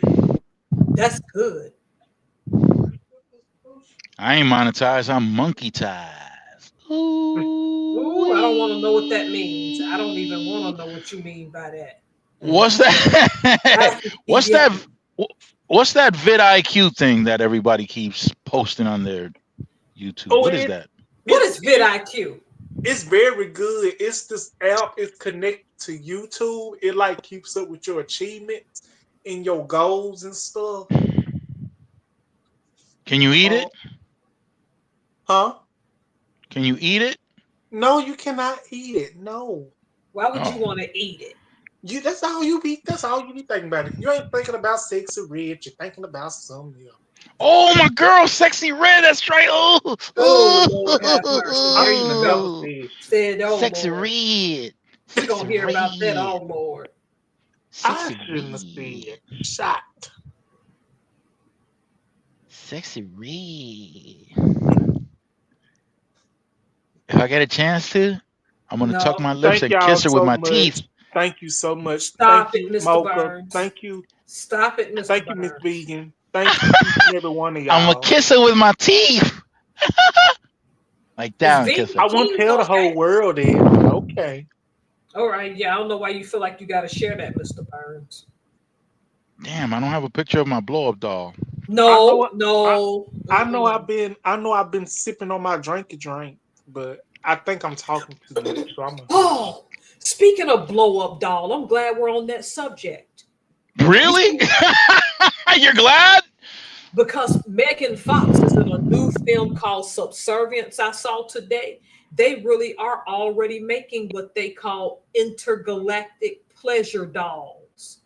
Oh yeah, that's been out for the past 3-4 years. Yeah, and see, you can sleep with them without using protection if you're a man, because they think that some of them are going to replace prostitution in some areas. Hey, Professor, do you know where they're making them in large quantities? Japan? Yes. They make everything in Japan. Yeah, you can be a fictosexual in Japan, so that don't shock me. Yo, Japan has got the craziest dating scene ever. Remember, the fictosexual, the guy who his wife is a cartoon inside of a screen, and then finally her screen died, so he lost his wife. Oh, that's terrible. I feel bad for him. Yeah, fictosexual, because he'd much rather be married to a cartoon on a screen than a real woman. Well, guess what? In Japan, you can hire anyone to do anything. There are people that hire men that hire women, women that hire men just to cuddle with them. Aww. Oh, that's happening in the United States too. There are professional cuddlers. Yeah. Yeah, and they hire them to dress up as an anime to walk down the street with them. Oh, okay. No, we don't do that here yet, boo boo. Okay. Yeah, we don't do all that. Okay. They hire somebody to act like they're your husband or wife. To act like it. Yeah. I ain't doing all that. No. I ain't doing all that. No. By the way, if I don't like you and we ain't got no chemistry, I ain't doing that. No. Yeah, anybody got y'all's how shiny are my lips? Because I put some chicken grease on it. I ain't got enough for that lip balm or anything like that. Is it shiny? Get you some Carmex. Yeah, just go get some Carmex or some Burt's Bees and quit acting. Carmex. Quit acting, she said. Yo, nothing like chicken grease, y'all. I'm telling you right now. That's the best lip gloss out there. No, you can only do that for so long. You need to get something like some Vaseline, that little bitty thing. Now you can buy the little mini Vaselines for the lips. That's what I use, or some Carmex like he uses, or some Burt's Bees. You need to stop acting up. Child. There he go with the bird faces. The bird face. That's the bird face, y'all. Acting up. At least he ain't got What that is? Oh yeah, in Seattle, Auntie Mickey probably don't know the story I told y'all about the man who rides the bus Nah, in she don't. downtown Seattle. She don't. About the one who takes his girlfriend, who he packs in a suitcase that's a doll, Monday through Friday, and he pulls her out and has conversations with her on the bus ride the whole way. Then he eventually just packs her back in the bag and then walk off the bus. I gotta scrub my blow up doll's face. I try to make her look like Sexy Red, and now she look like, I don't know what she look like right now. But she ain't. She's one of the old models. She ain't got no holes, so Oh. yeah, nothing but smooth surface. Next, you'll be telling us you gave her a name too. Yeah, Sexy No. Red. Oh, Lord have mercy. Okay. Sexy Red, baby. Okay. Ooh-wee. Okay. You done Yeah. jumped the shark on me. Damn. I'm sorry, Professor. I tried. When are to you contain going back myself. to your anus so we can get some more of that Oh, fudge? I'm glad you asked. Yeah, I really want to pull some fudge out of Uranus. Good. They have they have a tremendous variety. Unbelievable. Because Uranus can- has a lot of variety of fudges. I think at one time you showed us as much fudge as they got at Uranus. Yeah, it's amazing. Yep. People have no idea what they're missing out on. When I saw that, I'm like, wow, that's a lot of fudge. I mean, Uranus carries a lot of fudge. It's amazing, yeah. I have to be careful about that fudge because I love it too much. So one day I'm going to be taking me a visit probably to Uranus. I wonder if Uranus actually delivers. You know what I mean. DeAndre ain't feeling this. He's like, what's wrong with y'all? Yo, DeAndre's out there.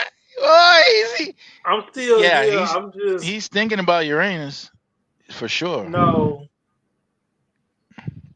Yeah. No. Does Uranus ship? Huh? What? Does your Uranus ship? Oh, the ship that comes out of Uranus? Yes, the fudge. That Yes. rocket? Yeah. Oh, do they ship? Oh, Yeah. the ship. Yeah. Okay. Yeah, they ship all day. That's good. Yeah. I bet at Christmas time D, they where sell are out. your hands? Yeah, We're talking about fudge coming out of Uranus. Where your hands at? Oh, Right okay. here. Yeah, keep your hands where we can see them. Right here. Yeah. Holding Because it. Right here. ooh, child. He turned up with them drinks tonight. He had a glass of He's look turned. like red wine. I'm feeling good. Yeah, he's turned. I'm sorry, y'all, if I'm embarrassed. No, it's just I didn't realize Embarrassing he was us? that happy. Embarrassing No. us? Nope. It's Embarrassing us? What are you kidding, D? I got on here last week. Ooh, you don't think that's embarrassing? I didn't even know y'all was listening to me. You was out there going, you were listening. What is going on with the professor, y'all? We was It all was quiet funny at that. because y'all got quiet. I'm like, and then I heard y'all asking if I was okay or something. I'm like, oh, I Yeah. didn't. I was so embarrassed. Yeah, Miss Nikki. I'm sipping on me a little something tonight. On me this little tin ball Yo, cocktail. D is turned right now. I It sure is. Is Nikki monetized yet? That's a good question. I don't know. I don't like. I don't know. I don't try to be. I don't try to be nosy and nothing. I be wanting to know so bad. No, I just want people to be happy. I don't care to ever get monetized on this platform, but I want other people. Hey, Professor, you got some growth going on there. You think so? I saw it. I wrote it. Oh, okay, that's right. You close to Yep, 200. I wrote it. Let me see. I'm about to be nosy right now. I don't think DeAndre saw my video about the woman in Brazil who killed her family with a cake she made with arsenic on Christmas on December 23rd.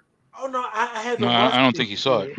But I will. But I will catch up. I'm going to eventually catch up. She buck wild. She thought that wasn't gonna come back to her. You the only one made the cake, boo boo. People's got to be a little more careful when they try to plot these murders. Well, I'm saying though, it go back to what you said, DeAndre. You just can't eat off everybody, even if they related to you.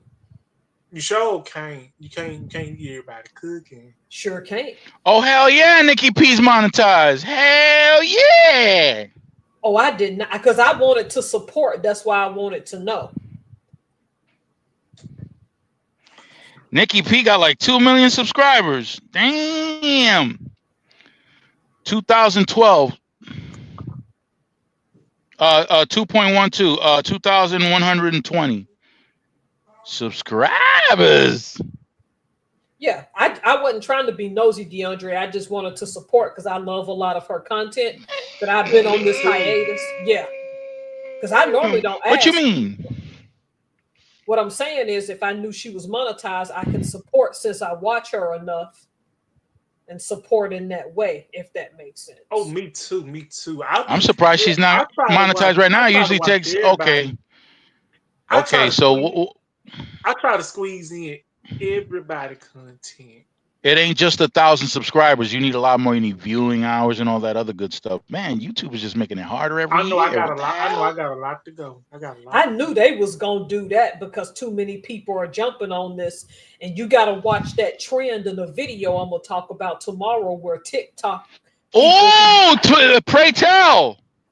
They're probably gonna saturate YouTube and try to get their money that way. Because if TikTok, we don't know yet if they're going to ban TikTok. That's what we got to wait for in January. If they ban it, there's a fear that they're going to oversaturate YouTube. Good Lord. Yep. Everybody pause. Everybody pause for 1 minute. Everybody pause. Let's see what Nikki said. Solomon, your last video has some good views. Oh, y'all hear that? I got some good views, y'all. Wow. I'm in the big league now. Yeah, I know. I'm in the big league. We know. Hey, did you see my daughter drumming? Nope. You haven't seen that in the shorts? No, I did. I tried to comment, but you haven't seen my shorts? No, you can't comment. I don't know what happened. I think YouTube automatically takes off the comments when there are children in the video or something. Oh yeah, they interfere with that now. I was gonna show my support that I come in and that I was watching it. I was like, well, damn, I guess I don't need to come in. Yeah, I got my 2-year-old drumming in the video. She was getting down too. Oh, you saw that? So vegan kings think that ban is coming. I think it's BS that because of politicians they want to ban that. TikTok is the scourge of society. All social media is. So why are you only picking on that platform? Oh yeah, because they weren't found by an American. That's why. There you go. There you go. That's that haterade. They want to talk about some. Want to talk about some. Talk about they talk about their president on why he be shitting on the damn self. Diaper boy. What president is crapping on themselves? The one we got in the White House now again. T-Rump. He's talking about T-Rump. Who he's talking about Orange Cheeto Puff Man. That's what he calls the Cheeto Puff man. Cheeto Puff. He be pooping in his pants, man. He doing the. Y'all, these next 4 years is gonna be interesting. That's why I'm glad we're building communities and helping each other. It's about to get real out here. It is. It is. Did you see that fight they got going on between MAGA and the and Vivek and Elon? You see that fight going on right now? Yo, they got the gloves on. It's low key funny to That's me. crazy. They mad because Trump It, nominated that one Indian guy as the artificial intelligence, and that's where it all started. Then Vivek oh, made not those just comments. that. Not just that. MAGA don't want no immigration.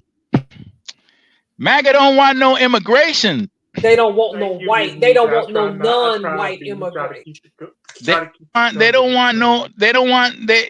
Okay.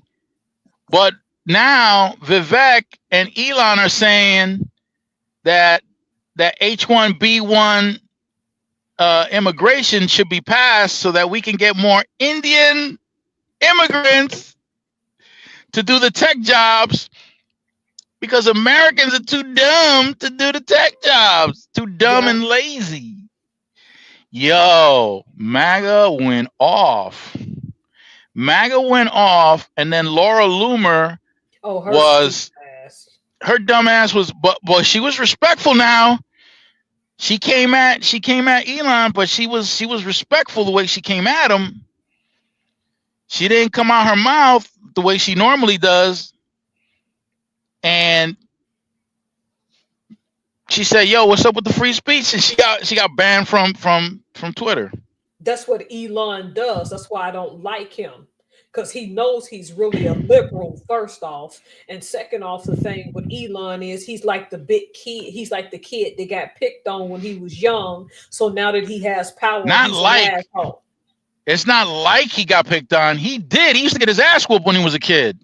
That's what I'm saying. And now that he got power, he exercised his power to make other people miserable. It's weird to me.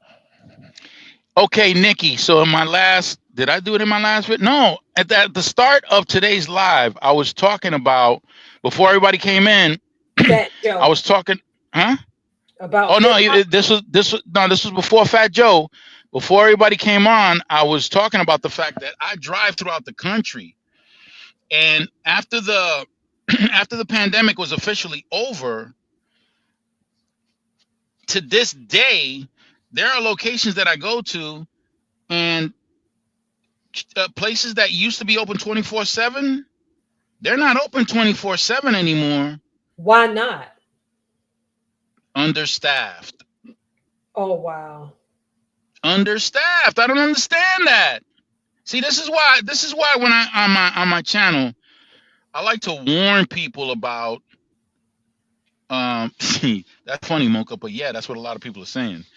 That's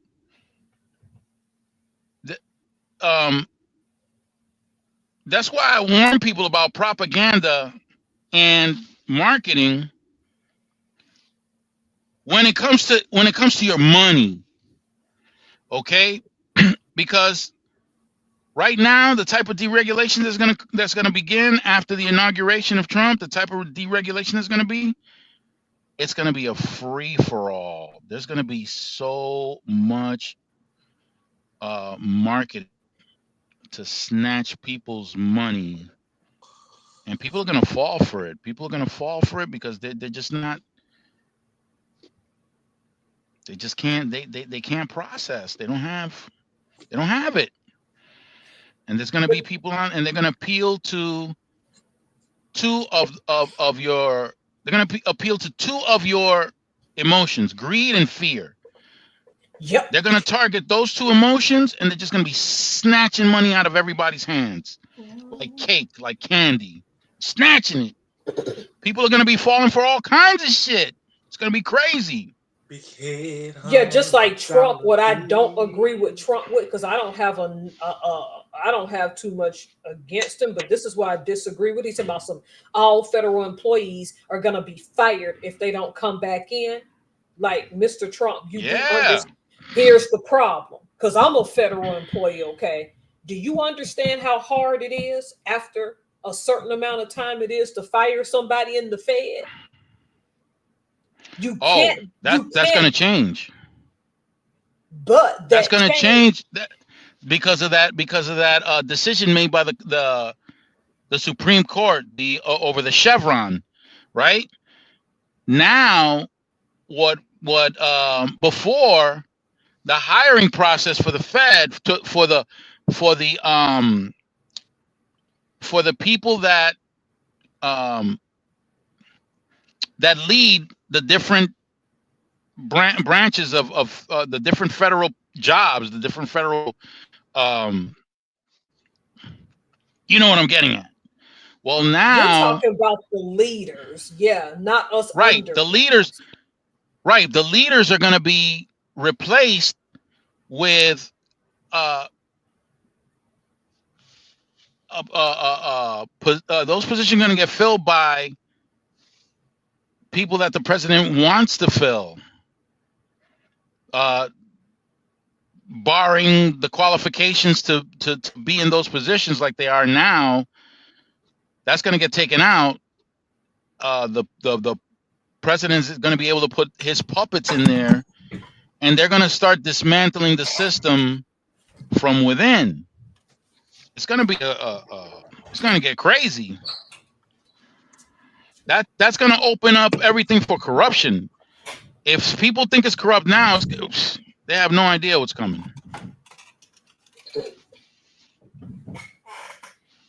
I get what Mickey's saying. I work for the Fed. A good chunk of people,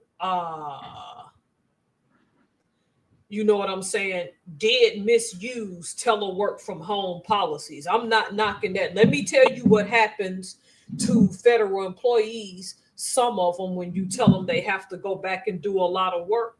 They're going to be resentful. They're going to go in the office and LARP around and waste half the day anyway, because they're resentful that after all this time you made them go back. And when you look at the stats, most government jobs have to go in Monday through Friday anyway. So they're making a big to-do about nothing, because less than 20% of us, me included, are working from home. Now, the position I take on it is if I have to go in the office, I don't care, because I got my paid park and everything set up. I'm Gucci either way. But don't think making these people go back means your productivity gonna go up. It don't work like that. Nope, it don't. I can tell you from experience, they're gonna, their morale gonna be poor. So number two, that they're not that's the main thing. What follows poor morale? Poor work ethic. They're gonna do the bare minimum. And with this stuff we got going on with China and Russia right now, the armed forces can't afford that. What they're not also telling you, because all these people online, yeah, you lazy federal workers, go back, blah, blah, blah. Most of those jobs require security clearances, and they're not handing those out like candy, boo-boo.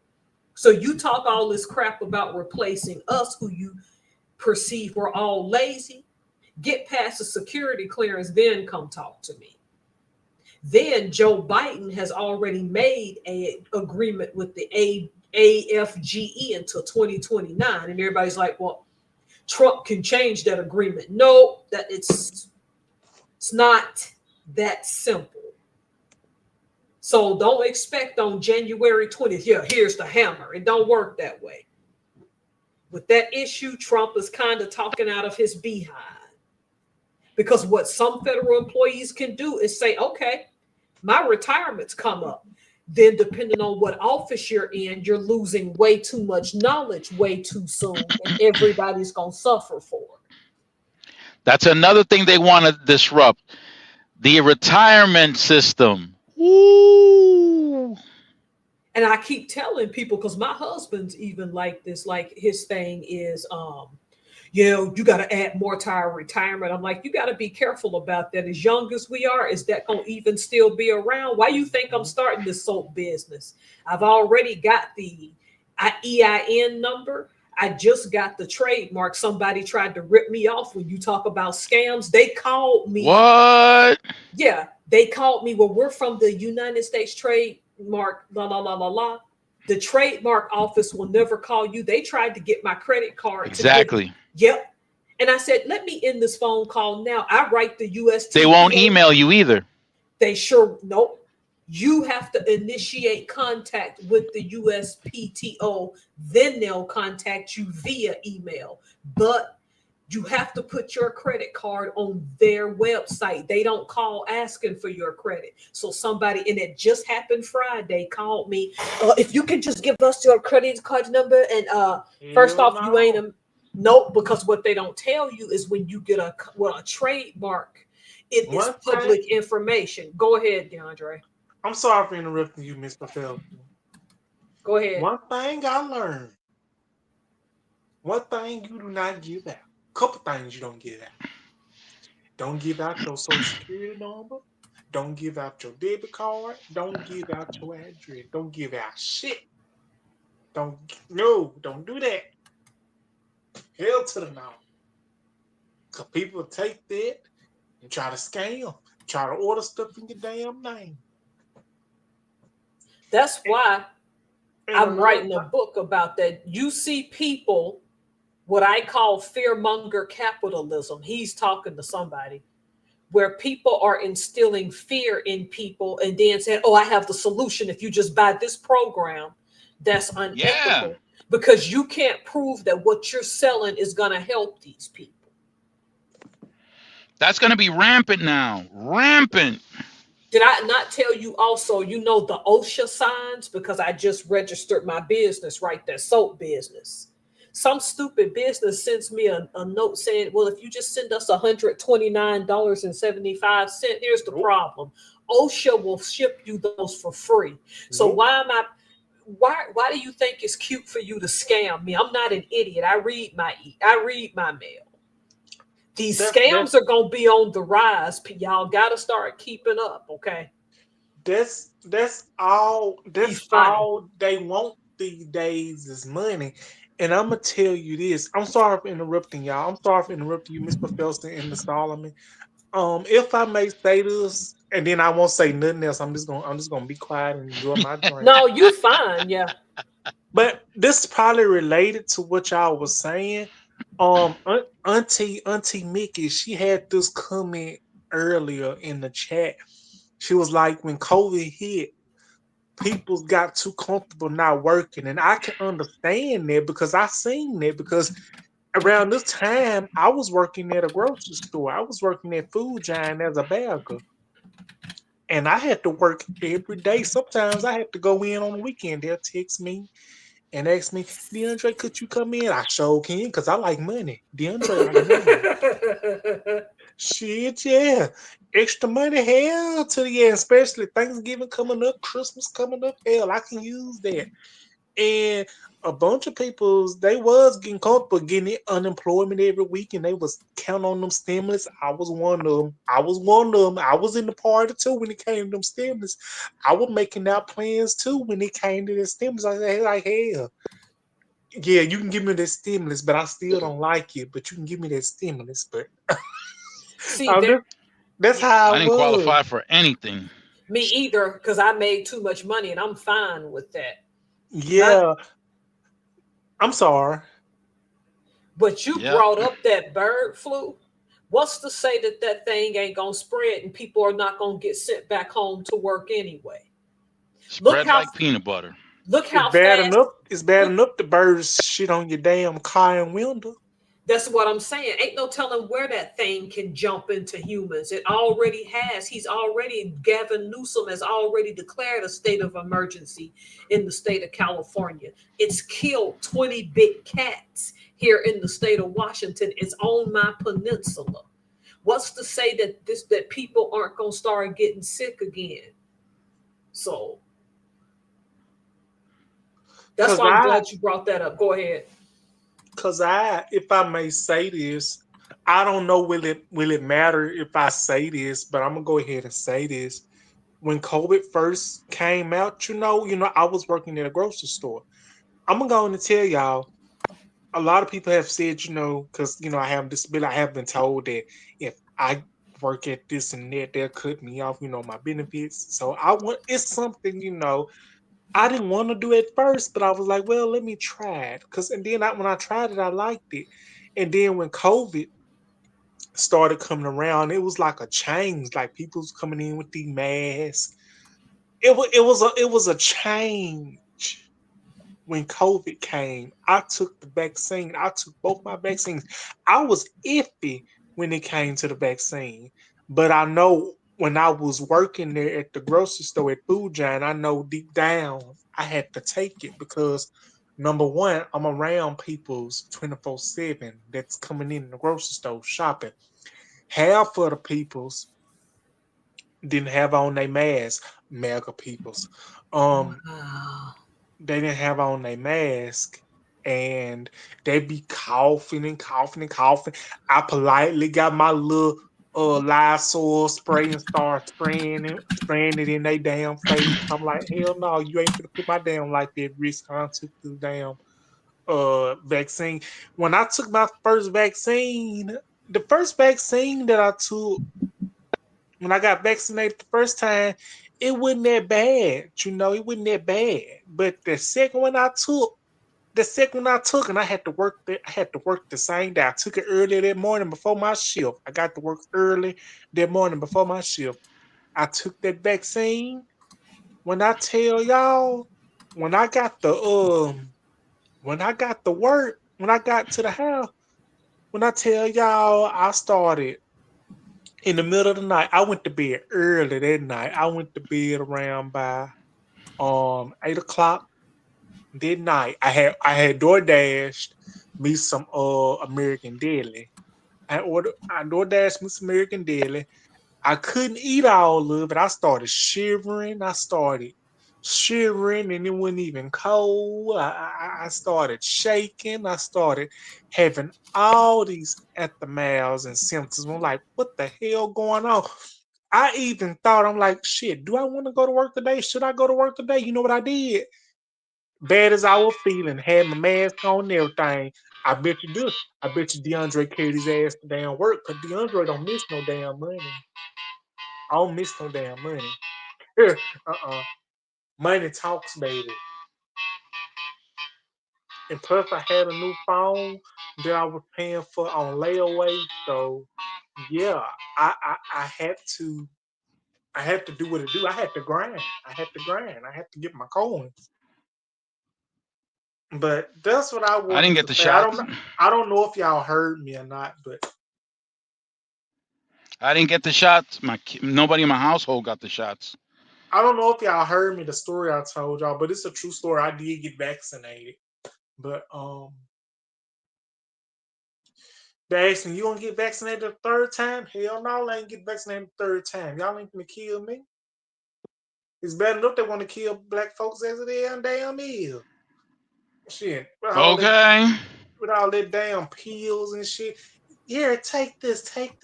This'll do this, this'll do that. Hell, y'all already got me on 3 damn minutes. Y'all ain't put me on damn 4 and 5, 6, 7, 8, 9, 10. Y'all ain't put me on all that damn shit. Y'all trying to kill us damn black people. Y'all ain't gonna kill me. You gotta have a mind. You gotta have a mind of your own. You gotta wake up. Cause they trying to kill us. They ain't gonna kill me. DeAndre awoke. I'm woke. Y'all ain't gonna kill me. I ain't ready to go yet. There's so much in life I ain't got to do yet. I want to have my bucket list. I want to do so much before I leave this earth. I don't want to leave this earth because these doctors got rid of my damn ass. Shit. They get rid of me, I'm gonna hunt their damn ass. This is why we all gotta stick together, and it's good that we do lives like this, okay? Yeah. Because come January, when we have to if we all own businesses, I still got to get on that soap. I've already registered it, everything. I told you I was working on all that. It's about to get real out here. Okay. Surely. As much as I said I don't have anything against Trump, there are some things I do have against him. I feel like with this working from home stuff, that's low-hanging fruit. When you say greed and fear, their greed is pushing people back in the office. Oh, the small businesses in the downtown districts are suffering because the people aren't there. No, your profits were suffering from no seats in those buildings. You care more about your profit than you do about the employees. Let's call that what it is, right? So I feel like this going after telework when most government employees, they don't tell y'all have to go in the office based on their job is low-hanging fruit.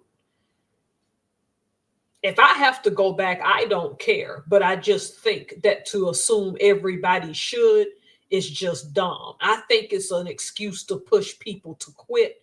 The problem is what caliber of people are quitting and what experience will go with them. You're quiet, Mr. Burns. How about now? I don't know what happened there. Me Something either. happened. You froze. And DeAndre Vanamos too for some reason. What happened to But D, you were man? talking, I don't know, but you were talking about greed and fear. I didn't mean to interrupt. I just want to put a spin No, on you're good. this. You're good. Because that's what's going to happen come January. Greed and fear going to get the best of people. Right now, Me either. I ain't getting no dang chip. Forget being somebody's B word. Just chop my head off and let me go on to Jesus for eternity. But go ahead. I'm for real. I'm not nobody's. Nope. what do you call it? What was I saying? What was I talking about just now? Oh, sorry. Excuse me. Right now, we have agencies that hold people accountable when they overstep and say things that they shouldn't be saying to get into people's pockets. But that's gonna be limited. That's gonna be drawn down to the point where nope. Why not? What's wrong with D? Yeah, what's wrong with DeAndre? Is he okay? Hold on, let me try to get the thing back on. Maybe he's looking for my thing and can't. Let me give him my thing. Here we go. Let's give him my thing right here. D, I'm sending you my thing. Grab it. There it is. There it is, D. Come on back. Grab my thing and come on back. So all these agencies that protect the consumer from those type of aggressive sales, that's going to be diminished to the point where anybody can get out here, say whatever they want, take your money, kick you to the curb, and you get nothing. That's gonna be incredible. That's gonna be widespread. That's gonna be devastating. I pressed the wrong button and And what it the- took me off of here, and I couldn't Oh get my in because I goodness. didn't see your link at first.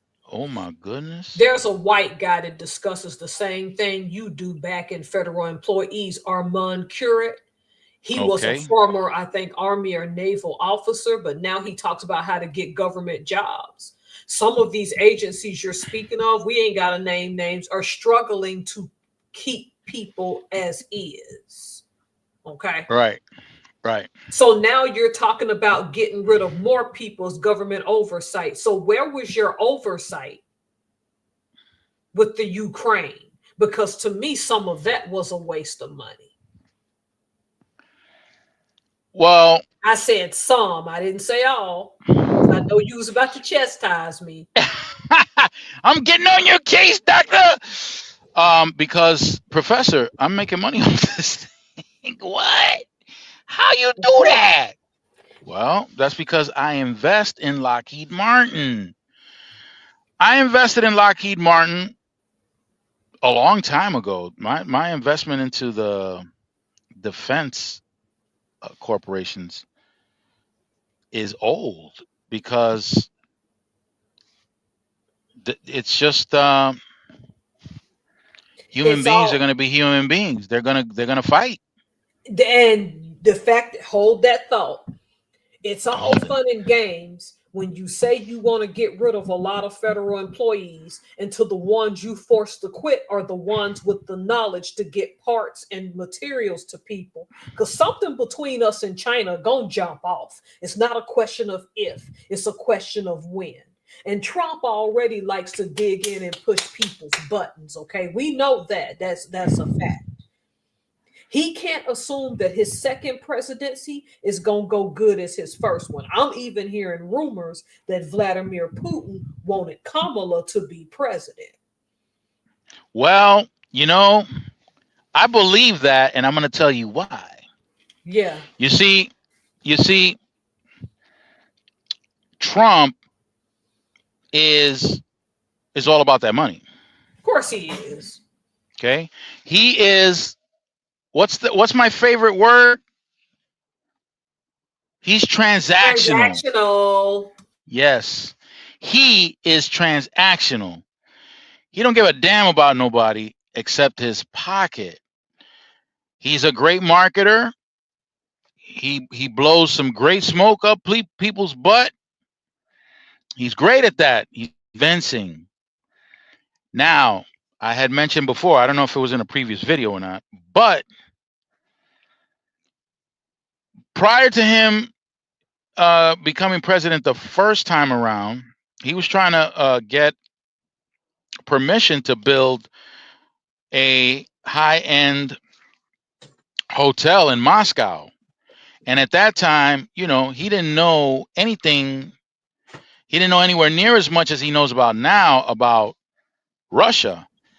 But when he went out to Russia to go get that hotel for the permission to get that hotel built, right?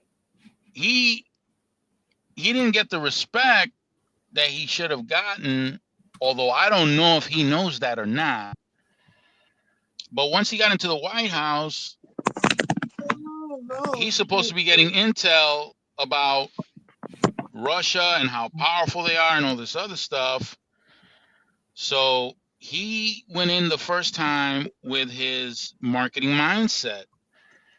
So he wants to go in there and negotiate with this guy, Putin. But I'm under the impression that he didn't know exactly how much leverage he actually had. But this time around, I think he does know how much leverage he has.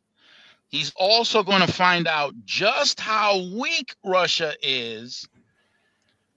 And now when he comes in, he's going to use the leverage he never used before with an opponent who's so much weaker than he thought. He's going to take full advantage of that. And because they have to have South Korea's help right now with soldiers, if I'm not mistaken. Yeah. And North Korea, not just from North Korea. He was Korea. trying to get help from the Chinese. The Chinese like, nope, we ain't doing that. We're having a hard enough time with our economy, and we ain't trying to have sanctions. We already have a rough thing going with the United States. We don't need sanctions on top of that. So nah, we ain't doing that. We'll buy your oil. Of course we'll buy your oil because it's energy and we can get it at a cheap price, and you can't say nothing about it because you got sanctions put on you. So you can only sell the oil but for so much. Thank you, US. So yeah, we'll buy your oil because we're going to get it dirt cheap. In fact, we're going to get it cheaper because we're one of the only ones buying from you. It's just us, India, and Saudi Arabia. We're the only ones buying oil from you, buddy. And you need that oil to keep pumping because most of the oil that they produce is produced in the tundra. It's produced in super cold climate. And when you shut down, and if you can't pump that oil has to continue pumping regardless. Because if it stops pumping and that pipeline freezes, it's a wrap. It's a wrap. It could take them up to 50 years to try to get that oil pumping again. 50 years. Cray. Whoa. Wow. Denise LaSalle said Yeah. You gotta pay before you pump. Just like you pay for gas when you're getting gas. You gotta pay. Yeah. So they're so Russia is in such their economy is in shambles. Their economy is in shambles. Their currency, it's not even used globally anymore. They're in really bad shape. But now, you see, and see, Putin was playing games. Putin had his news outlet, his main news outlet, putting up pictures of Melania nude. Yeah, he about to pay for that. I know he got to know. But don't we get a lot of seed oils from Russia? Not that you and I eat that stuff anyway, but that's where Ukraine comes in. Ukraine has all that stuff, and if Ukraine wins, the losses that Russia's going to suffer is just unbelievable. Unbelievable. wow. Unbelievable. Yeah. There may not be a Russia. It's that bad. Oh, yeah. Oh Lord, I'm sorry, my bad. Let me turn this down. It's that bad. The point and is, then it's China's gonna get real. It's going to get real. Okay, so with all the threats that the Trump administration is making about tariffs and acquiring territory like Canada, like Greenland, like Mexico, acquiring territory now.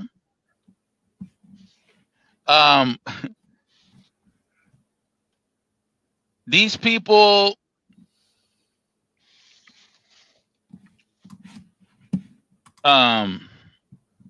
these countries, they learned from the first time around.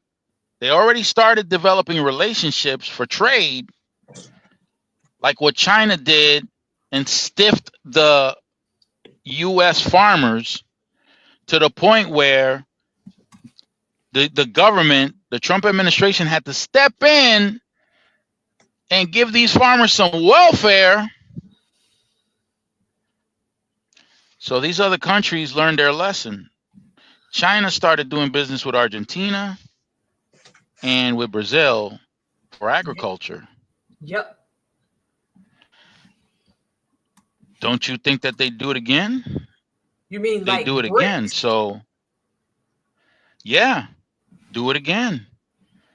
Okay, you want to do that? We don't want your products. We don't want your soy. We don't want your pork. We get that from Argentina and Brazil and everything else. Automobiles, we can have them manufactured in Mexico. We don't need you. In Canada, they were threatening to cut off the supply for oil products such as gasoline. So why is it that Trudeau is flying to Florida to Mar-a-Lago to kiss Trump's ass? That's what he's doing. That's what he's doing. He's kissing his butt for some reason. Yeah, but I haven't figured that out yet. Neither have I, because the talk of Trump making Canada the 51st state. That's not going to happen. I don't know. They're still under the crown anyway in Great Britain. That I don't see Charles III. Well, he don't have the parliament, because not the king. I don't see the parliament letting that go. Why can't Puerto Rico be the 51st state? That's what I'm trying to Puerto Rico, because Puerto Rico is a floating island of garbage. No. But that's what they say, though. I know what he's saying. That's what that comedian said. That's what that comedian said. That's what that comedian said. When that comedian said that, I started cussing that comedian out in my head and out loud. Like, no, you ain't gonna sit here and disrespect Puerto Rico like it's like it's a bad island. And what made me mad is Trump gonna send his shitty ass, ugly ass, Cheeto puff looking ass up there and ain't gonna say shit. Just gonna look. I'm like, first of all, you is not gonna insult people of color. Are you kidding me? They vetted that guy. That guy was up there after he was vetted. and they approved the stuff he was going to say. That's a damn shame. They What knew I what he don't- was saying. They knew what he said. That's a This- damn shame. Something ain't right, y'all. First Trudeau, and then now Jeff Bezos, who's since left here at the greater Seattle area and live in Miami, talking about we're gonna work with the new administration. Bezos is Of coming from course. but coming from my long line of liberalism here in Washington State, he is a huge liberal. Why do you suddenly want to work with a man you proclaim not to stand? What are these people not telling us? Yeah, money. I know it's money, but there has to be something behind that money. Look, when the Maybe big three. talk was about immigration and all this stuff, what was I saying on this channel? It's not the politicians that are interested in immigration. Why don't you hear corporations complaining about the immigration problem? You know why you don't hear them?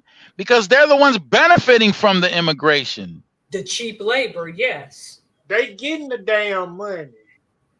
They're the ones that are benefiting from it. You don't hear corporations putting out ads and all this other stuff that the southern border, this, that, and the third. They're not the ones saying all that. Yep. They're letting the politicians are the ones coming up with all the propaganda about the crossing of the border and all that other stuff. Listen, when the number of people, when there's an increase in the number, okay, this is something that y'all need to know. When there's an increase in the number of people trying to cross that border in the South, that is an economic indicator. Listen to what I'm saying. I've said it on previous videos. I'm going to say it again. When there's an increase in the number of people trying to cross that border in the South, that is an economic indicator. Yep. That's an indication that the economy here in the United States is doing well. It is. Remember Yep. that. Yep. Remember that. So when you keep hearing about, oh my God, all these people, oh, take a look at the economy. It's doing well. Yet the propaganda tries to tell you otherwise. If I may say something, I don't mean to interrupt you, the Solomon. Oh my God, you interrupted me. I'm sorry. That doesn't bother me. I didn't mean to interrupt y'all. I just had a statement that I wanted to make. Yeah, go ahead. First and foremost, I'm so sorry if I'm being loud and extra. No, not at all. What, are you kidding me? I love this. I want to thank you for doing it. Oh, you're welcome. You're welcome. But this, what I'm about to say, this is still on topic about that comedian. It's something he said. You know, I did a video on it. I don't know if y'all remember, but I did a video on it.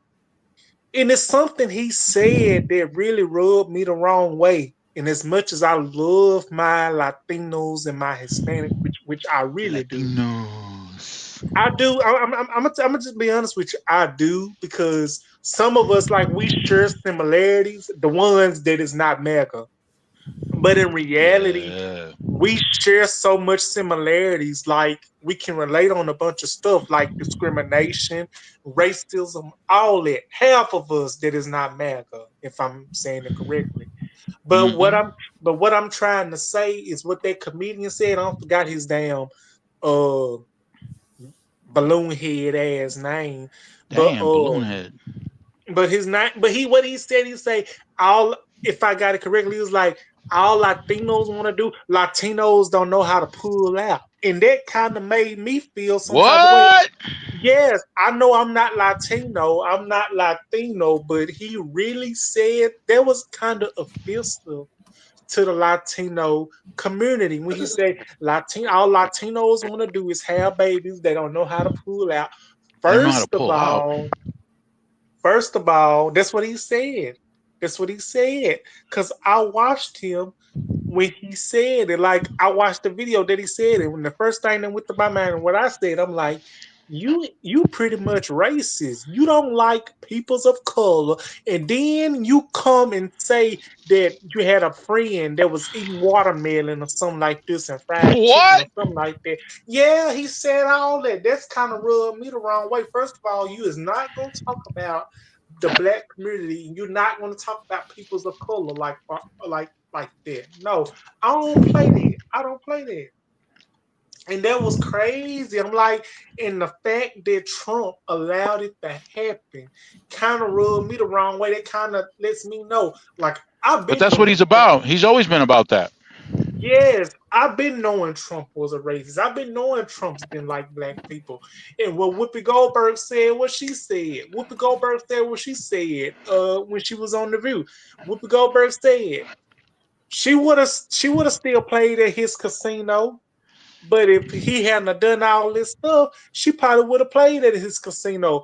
But when he did all that stuff, that really threw her off. They really turned her off about playing at the casino. And he insulted and said some negative things about Sonny, the woman that's on The View. He said some stuff about her. Now she is Puerto Rican descent. And he said some stuff about her. I guess the stuff that was said about Puerto Rico, it kind of rubbed her the wrong way. And I can understand that because peoples of color in the black community, in my opinion, has been done wrong for a great amount of time. And I believe, in my opinion, some black peoples in our community and some peoples of color in our community, they tired of going through that, so they feel like if they go against the enemy, if they go against the peoples that is trashing the black community and peoples of color, they think that they're going to get a pass. They think they're going to get a slide back. They think they're going to get a pass for not getting talked about. And like what a person said on TikTok, he asked a person of the Latino community, why would you vote for a man and a person that does not want anything to do with y'all, that can possibly have y'all deported?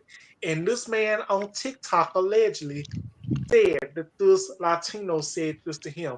This Latino said to this black man the reason that they voted for Trump was because they felt like if they voted for Trump and for him, they felt like they would stop torturing us, stop bullying us, stop making fun of us, and this and that third.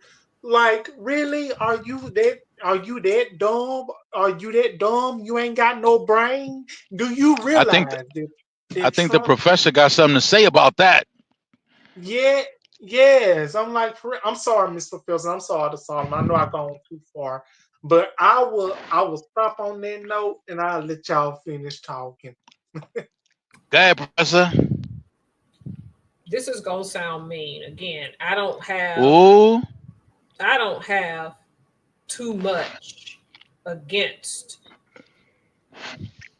the candidates we have. We were screwed either way. This is what MAGA seems to miss. When Donald Trump picked the Indian guy as the AI professional, and they all went off. Before that, they made fun of JD Vance because his wife is Indian. When a person gets that high up in wealth, they see people underneath them as so-called supporters as useful idiots, okay? My theory is that these racist people in MAGA who think he cares miss the fact that he's a transactional individual. totally. Yes, he's been elected now. This is no different than Kamala. Kamala was going to put those deltas above everybody else because she came from Howard, which means she was going to line their pockets at other people's expense. But she didn't get elected, so let's stick at Trump. Laura Loomer is making a fool of herself. The man is elected now. He's going to do what he wants to do. She served her useful idiot role. He's the president now. People are going to watch, oh, that's mean to say. No, that type of wealthy person are just that crazy enough to tell white supremacists, hey, we're going to make America great again. That's what he told y'all for your vote.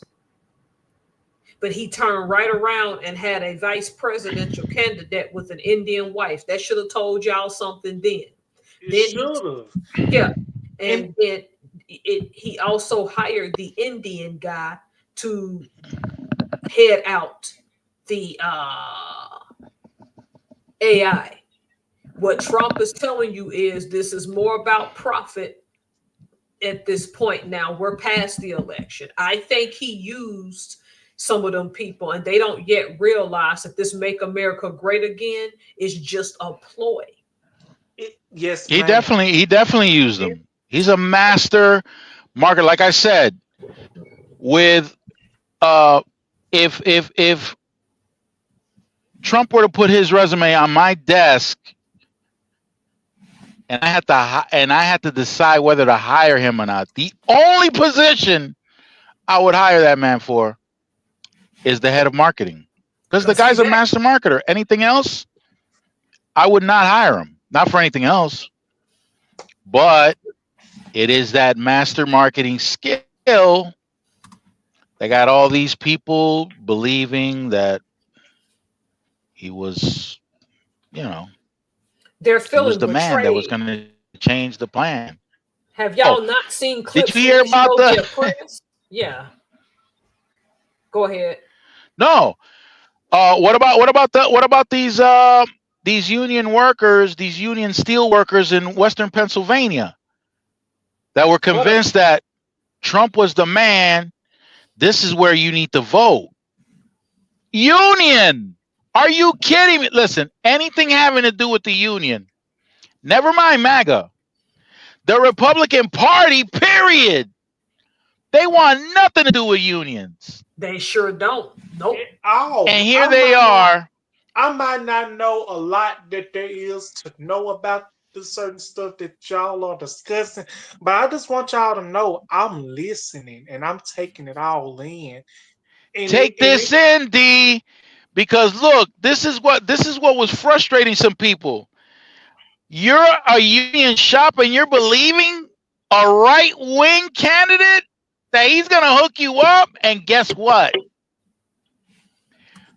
Now they allow themselves to be interviewed to admit that they got duped. And now, what is it that the representative said? That it feels like a gut punch. Feels like a gut punch? You're a dummy. You're an idiot. You allowed yourself to be fooled because listen, like I said, the math ain't mathing. At all. It's mathing for the rich folks. For the wealthy are the ones that run this damn thing. The steel workers were hoping that they will be able to merge with I think a Japanese steel company or something like that. And the Trump administration said, sorry, we ain't doing that. We ain't going to allow that. I feel a gut punch. Dummy. If I may I say one more thing, please? Of course. I just wanted to let y'all finish. I didn't want to interrupt anymore like I already did, and I apologize. You're fine. I'm gonna go back of what I said on the video. I don't know if this when I gave you a shout out, Mr. Burns. I shared your video. Yes, and thank you for that. You're very welcome. And I did a review on your video. And it's something that I talked about, of my opinion, and I feel still strongly about this. I talked about this. I was like, if you like Mr. Burns, I know you watched. I don't know if you remember, but do you remember when I said if a person that got 34 counts or even more, like 40-some counts, and can still run for president? You remember when I said that on my video? Yeah, absolutely. And I said, hey, if a man that has 34 or more counts can run for president again, I really feel like men or women that have convicted felons on their record, they should be able, in my opinion, they should have a right and they should be able to try to get a job. Like, qualify for a better job. If The 34 counts, the 34 counts that Trump got should have disqualified him immediately. Why? There should be no exception, because how many innocent people are sitting in prison doing a prison sentence? Okay? How many of them are serving a prison and they're innocent? Exactly. And that's so if they're automatic, and when they get out, if they have to serve their sentence, go see how whether they're going to be able to get a job, a decent job or not. Go check. Because a lot of people's they look at this. They look at a person that has been in prison and that has served time for years. They look at a person like that. They don't even want to give them a time of day. They don't want to give them no food stamps, no assistance or nothing. But this the thing. I feel like this. Trump, he had 34 counts or even more counts. I feel like this. If he can run for damn president again, I feel like if a man or woman that has been to prison serve their time for a crime that they commit, they get out. I really feel that they should be certified or approved for any type of job that they want, because him running for president and he got all those counts, that basically tells me he don't give a flat out fuck about this damn country. Look, I'm gonna tell you something. When you fill out an application, they ask you on the application if you've ever been arrested, and if you lie on that application, even if you're not convicted, they'll ask you, have you ever been arrested? A lot of people will lie and say they ain't. And when they find out later on through the process, you're fired. That opportunity is gone. So all I'm asking is that there be some justice, some real justice, okay? Look, 34 counts. For whatever reason, you want to ignore that and let him run. Well, then let's do the same for people who are just trying to make enough money to support their family. Yeah. Let's do the same for them. Keep them as a candidate, but let other people eat. That's all I'm saying. Exactly. Like give other people's an opportunity that wasn't given the opportunity because of what they done. Because I'm gonna be honest with you, Mr. Burns and Miss Professor, and anybody in this live that is watching. I hope I have this right, and I hope I make this sound correctly. But I'm gonna go ahead and say this. People will look at a person that has been to prison all their life. They feel like when they get out, they feel like that they're not deserving of another chance. They feel like that they're not deserving of an opportunity, which I believe if there is willing of the opportunity, if they want the opportunity, and if they work for it, for a change, you get what I'm saying? I feel like everybody is deserving of an opportunity to get a job. And it's sad. I think so too. And it's sad. I think so too. But why is a person convicted? Listen, convicted, not accused, convicted of 34 counts. And the big deal was when he was going through it and he got convicted. Oh, this is all some Department of Justice thing and blah blah blah blah blah. Listen. Hold on a second. When you got the prosecutor and then you got the defense attorney, they both have a chance to select the jurors that are going to listen to the case and decide whether guilty or not. All 12 found them guilty. Now, one of the jurors admitted that they were a Trump sympathizer. They admitted it. They didn't take him off. That one Trump supporter could have caused what do you call it? a mistrial. That one could have caused a mistrial. Yet he didn't. He did not cause a mistrial. He was one of those that said guilty. So it wasn't no government nothing. It was 12 people. These weren't 12 members of government that convicted this man. It was 12 people, regular people. And one was a sympathizer that could have caused the mistrial, and it didn't happen. So he was convicted, not accused anymore, convicted. And he still went for the most powerful position in this country. You have a very valid point.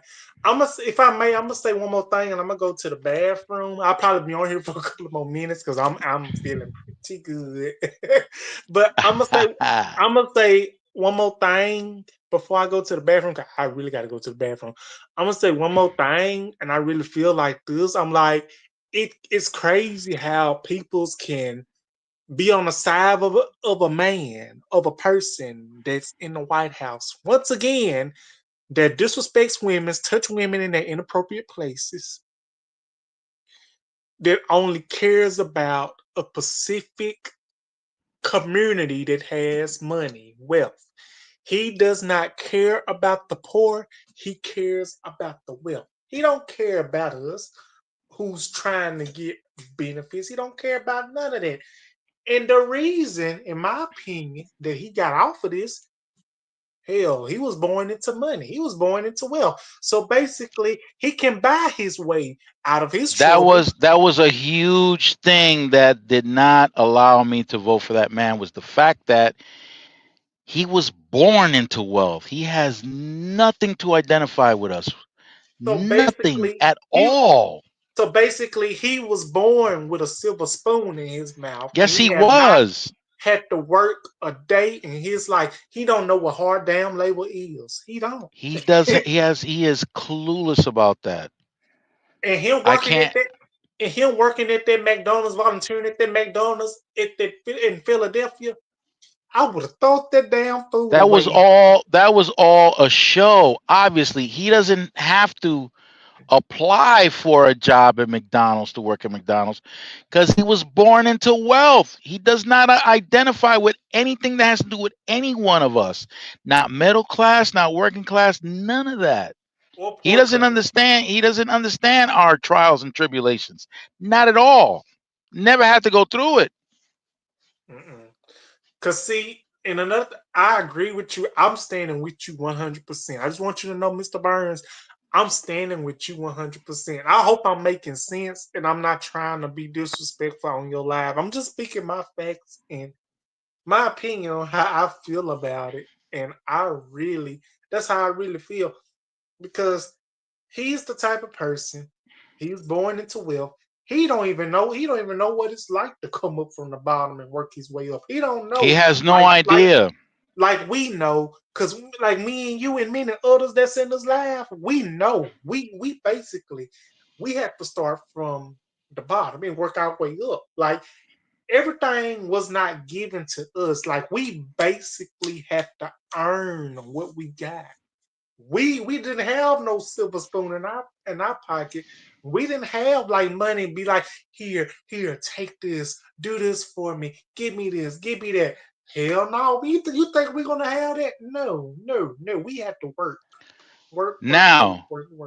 To be fair, for him to get where he's at, he needed the backing of very wealthy people. And that's true for all these politicians. So as far as politics is concerned, all these people who run for office, they need big money to back them. And that's who they're going to serve. All these people, including T-Rump. He's going to back up the contributors to his campaign. All of them. All of them do that. With the exception of maybe a handful that get enough for a district that they represent. But at the national level, hell no. You need tons of money. Exactly. And those people who put up the money, that's who they serve. What they tell the public, whatever. So the people who donate, they don't care about what you say to get voted in. They don't care. That's your job to figure out who it is that you can convince to vote for you. If your marketing skills are that good and you can get a big enough number of people to vote for you, that's on you. However, I'm the one putting up the money for your campaign. Once you're in, you better know what you're voting for. You Yes, better indeed. know what regulations or regulations that are going to favor me, because I'm the one that put up the money, and don't you forget it. All these Exactly. politicians are about that. I'm That's what they're I'm all gonna about. go. I'm gonna go to the bathroom real quick, but before I go to the bathroom, Auntie Mickey said that MF don't know how to spell struggle. He really don't. He don't know. He will lose his damn mind. But on that note, I gotta go to the bathroom. I'll be right back. All right, D. Okay, I'll be Don't right hold it back. in. Okay, I'll be Release right the back. beast. Okay, I'll be right back. Yeah. So yeah. And MAGA, yeah. They're feeling it. Hey.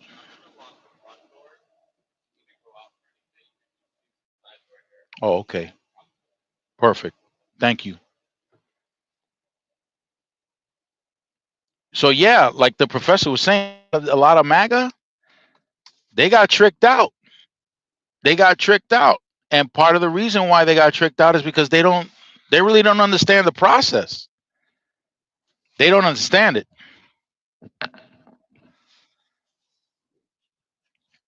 And Democrats, who are the Democrats? For the most part, most Democrats,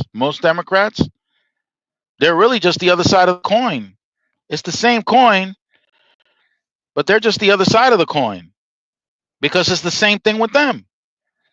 When a Democrat runs for office, what do you think? The money comes out of their pocket at the national level? Out their pocket? No. They got very wealthy donors also. All right, Auntie. Thank you for coming on and supporting. Thank you so much. Yeah, the lesser of the two evils.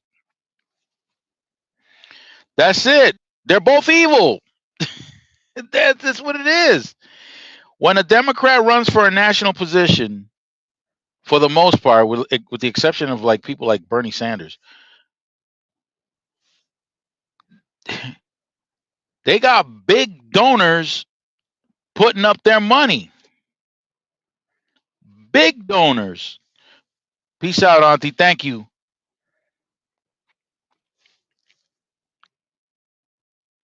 They're going to do what their donors say they have to do.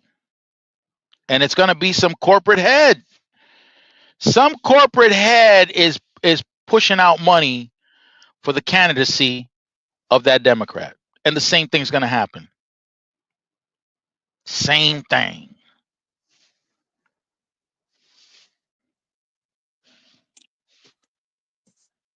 So what you going to have? What you going to have, D? What you going to have? So the professor's been talking a lot about sustaining oneself. Okay? When you vote every day. I talk about this. I talk about your power. I talk about your power leaving you. You got power that comes in. That's what comes in by way of your business or the way or your paycheck. That's what comes in. All right? That's your power. That's power coming in. But once you have that power, what do you do with that power? Where does it go to that? Do you allow your power to go in the hands of people that treat you like dirt, disrespect you, disrespect your community, disrespect your people, disrespect everything about you? That you allow your money to go there? Then what? So that you could do a video complaining about the very organizations or people that you empower when you don't have to. I'm not talking about necessities. Because, like food, for example, there are companies that got that market cornered, and you're a human being, you got to eat. But when there's competition amongst that, look at what Vegan Kings is doing. Vegan Kings is showing you an alternative way of eating. Brandon is showing you right along with Vegan Kings an alternative way.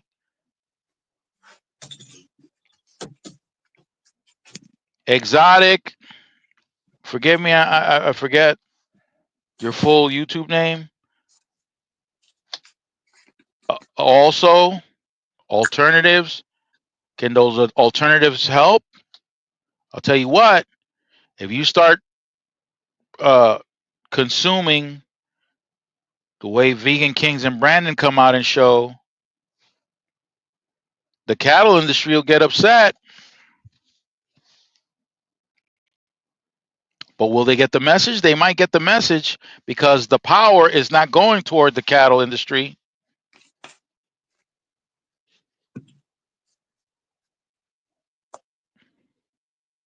So what now?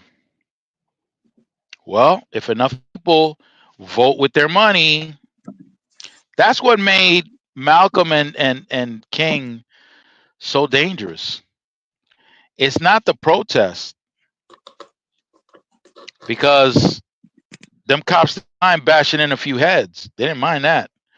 But when you start instructing people on how to use their money and protest with their money, yeah, you're considered more dangerous now.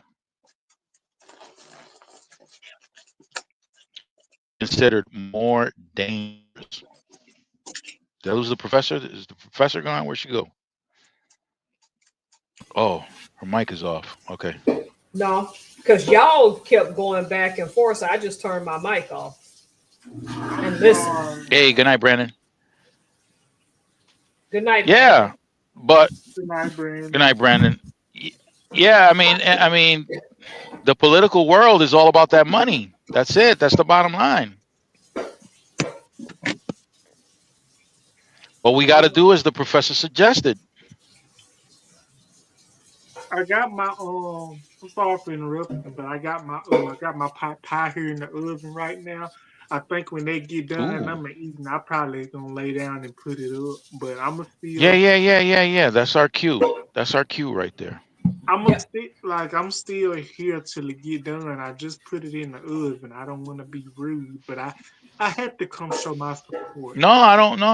I don't blame you, man. We love you. We love you and your cooking. Thank you. I know I'm a little intoxicated or feeling a little. Oh, you are? Good. Yeah. I hope I didn't scare nobody off in this live. Yeah, see? The vegan is yeah. Look at that. Hey vegan, I didn't know you were still here. How you doing? Who is that? Hey, Brandon. That's Brandon. That's Brand. Brandon's smoking a one. Oh, he's smoking a blunt? Yup. Let me quit. A B-lunt. A B-lunt. Hey, Brandon. Well, yeah, she was hoping that you would actually give her remnants. She don't need no remnants. She's spoiled. She's spoiled. I'm not tricking her. She's spoiled. Kitty is spoiled. Yeah, because she's. Ooh.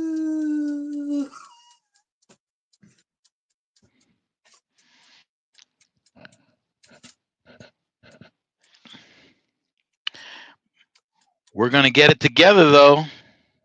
Yeah, you see?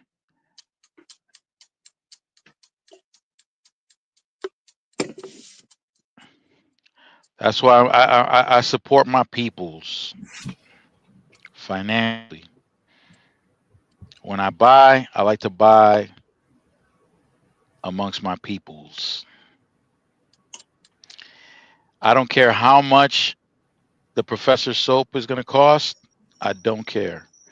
I am getting Hey guys, my soap. Hey, sorry. Brandon. I'm getting my I'm soap sorry, I had to from the mute it. I Professor. was in the end of a conversation with somebody.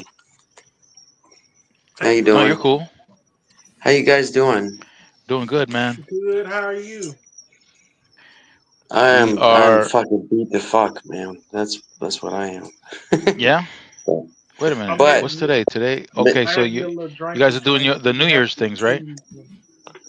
no, we had a huge party tonight. I didn't get out. You were 30 minutes into your stream by the time I got out of work, you know, Yeah. and then I had to drive home. So, but I was listening at the entire time. Miss Cool. Helms, that was very you love to go into those historical things and stuff like that. That's her thing. I enjoyed that. I enjoy that too. So I enjoyed listening to the little cities that you were going into and stuff like that. So, and hi You know that DeAndre. history. I want to say Hey, hi DeAndre too. how you doing, Brandon? How you doing? I'm tired as fuck, man. To be You honest with look you, you All look right, like you Mocha. tired. Thank you, I, Mocha. Thank you for coming I in. I had some we had some shit happen. One of my coworkers died last night. Oh What? wow. Oh wow. Walking Sorry.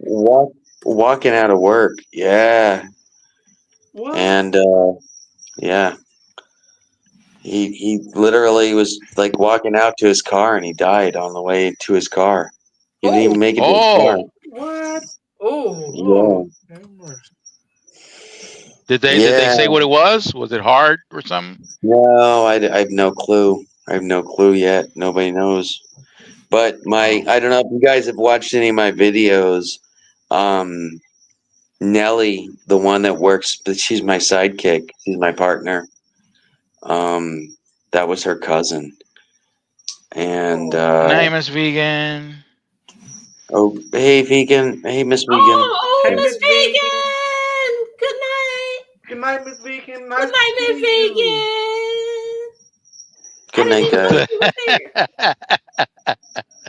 Yeah, my head's been kind of screwed for a few. Well, my You head would be know, screwed if my coworker just dropped on the way to his car. Also, yeah. That's so wild, though. You never hear anything like that. You never know when it's your time, man. That's the bottom line. But it made it. Ooh, it was a very very rough day for me. You know. What's that? yeah. Yes. Yeah. Thank you. Sorry. In I'm one of the staying at my jobs that I boss's house. had, in one of the jobs that I had when I worked for the state, when I worked for Correct, in the orientation, Mm-hmm. they informed us that our life expectancy after we retire is usually 5 years on average after we retire. Oh, really? And yeah, This guy didn't make it 5 years. He didn't even get to enjoy 5 years, man. He died taking it. yeah. He pretty much took the trash out, clocked out, and then clocked out. So it's And kind of been a fucked up day, man. You know? yeah, I can imagine. And I get into conversations with old buddies from the department, and I keep getting information about a variety of ex coworkers that have passed. Hmm. So I guess it's true. Some jobs just tear you Well, up from the inside. yeah. Well, my I mean, job, I I don't know. love I my don't know. I job. don't.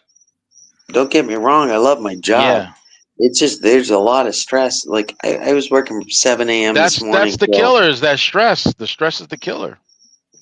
well, I don't stress about it. I'm a stress-free fucking guy. I don't give a fuck. If it doesn't get done, hey, I don't blame myself for it. I don't Hmm. sit around at night about it. I don't care. Some But people I'm up internalize for that all these. stuff. Yeah, some people do. This guy did not. Trust me. No, this guy didn't. He was a easy go lucky guy.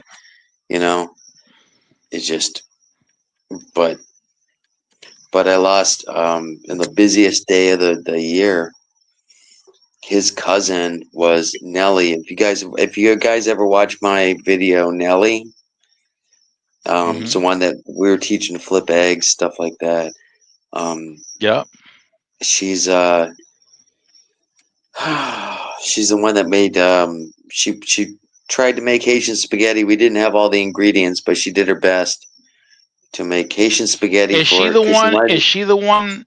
Is she the one that she was on wanted the video while you guys were making that omelet that 3-part flip or something like that?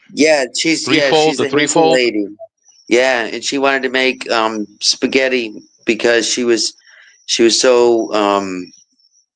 so happy with watching Vegan Kings videos, and she wanted Hmm. to make something, but we didn't have everything for her. But she did her best, and she loves it, and she's very energetic. And she was just like, "Oh, I want to make a cooking video," and I was like, "Okay, honey, I'll put you on YouTube. You want to go on YouTube? Let's go." You know, and Hmm.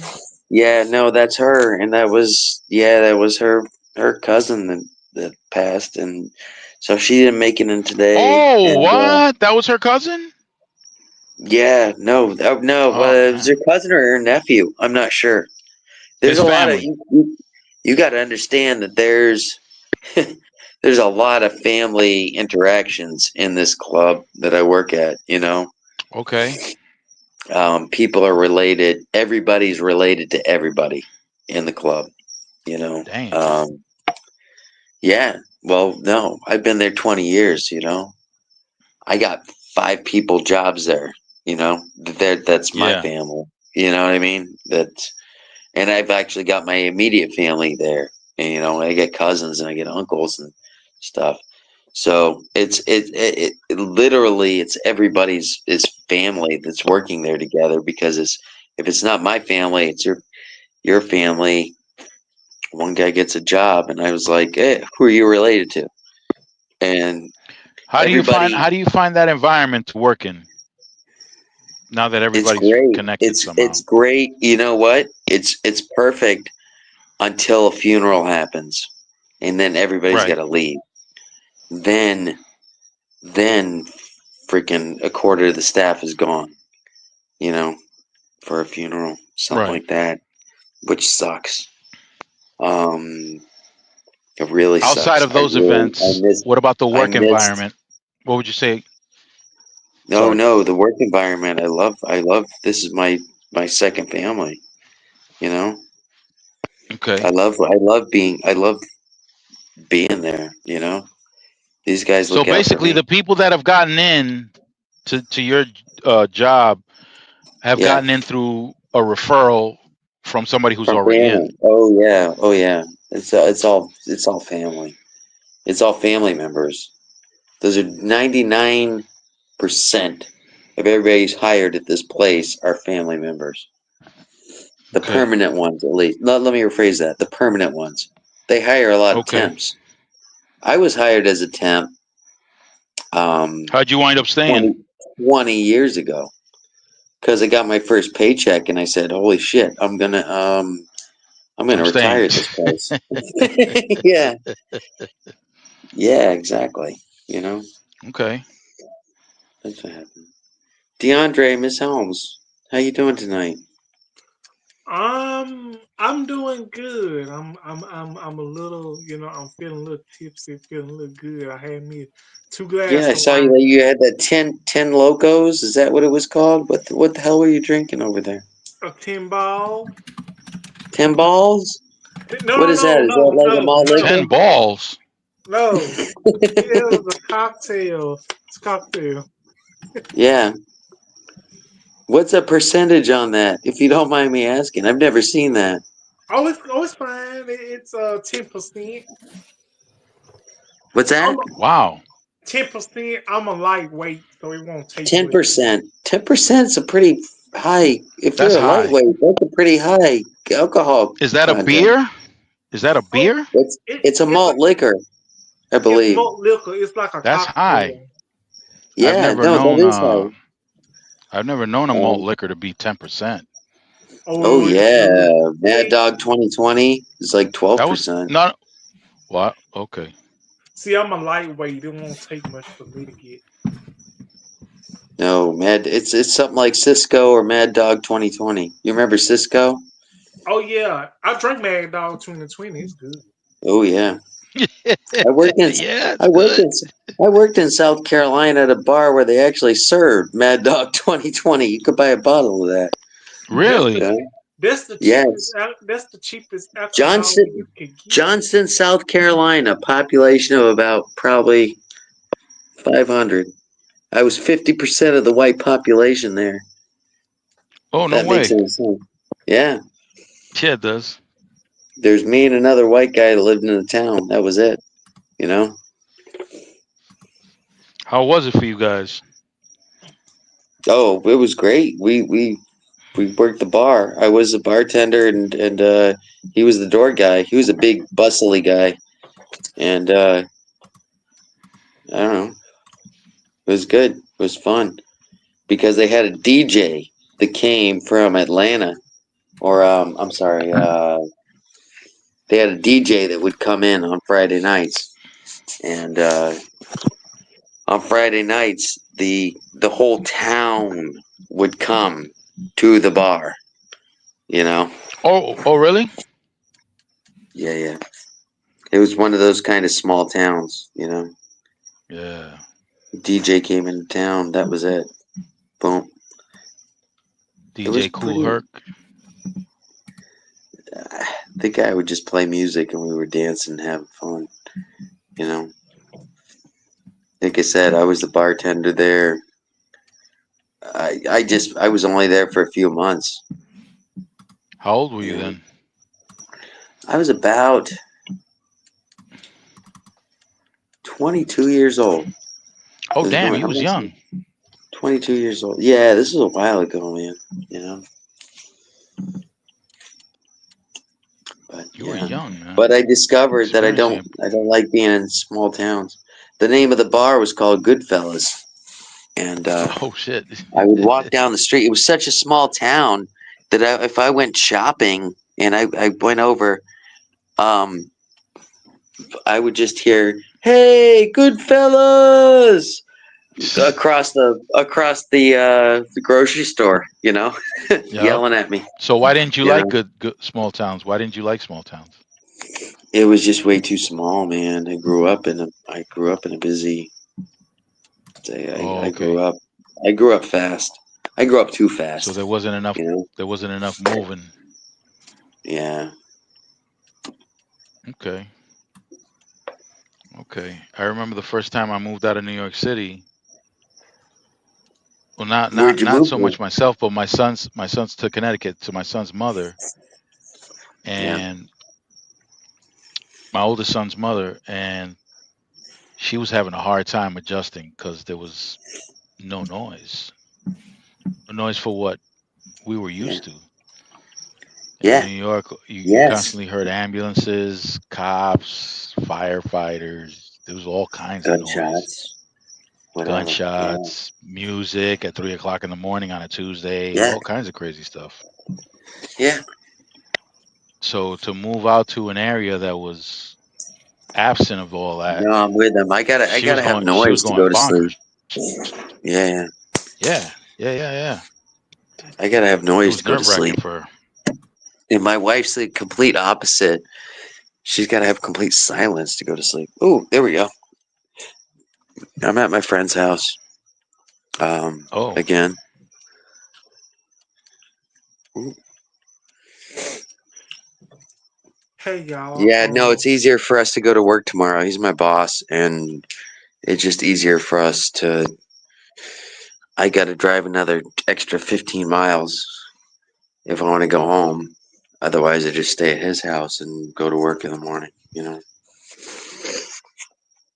He's crashed out of sleep. So Miss Holmes, Good. you were talking about. Are you still here, Miss Holmes? Yeah. Okay. You were talking about you were going to go live tomorrow.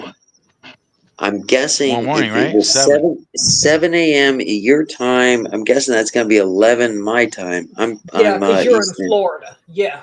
I'm in Eastern. What are you going to be doing on your live?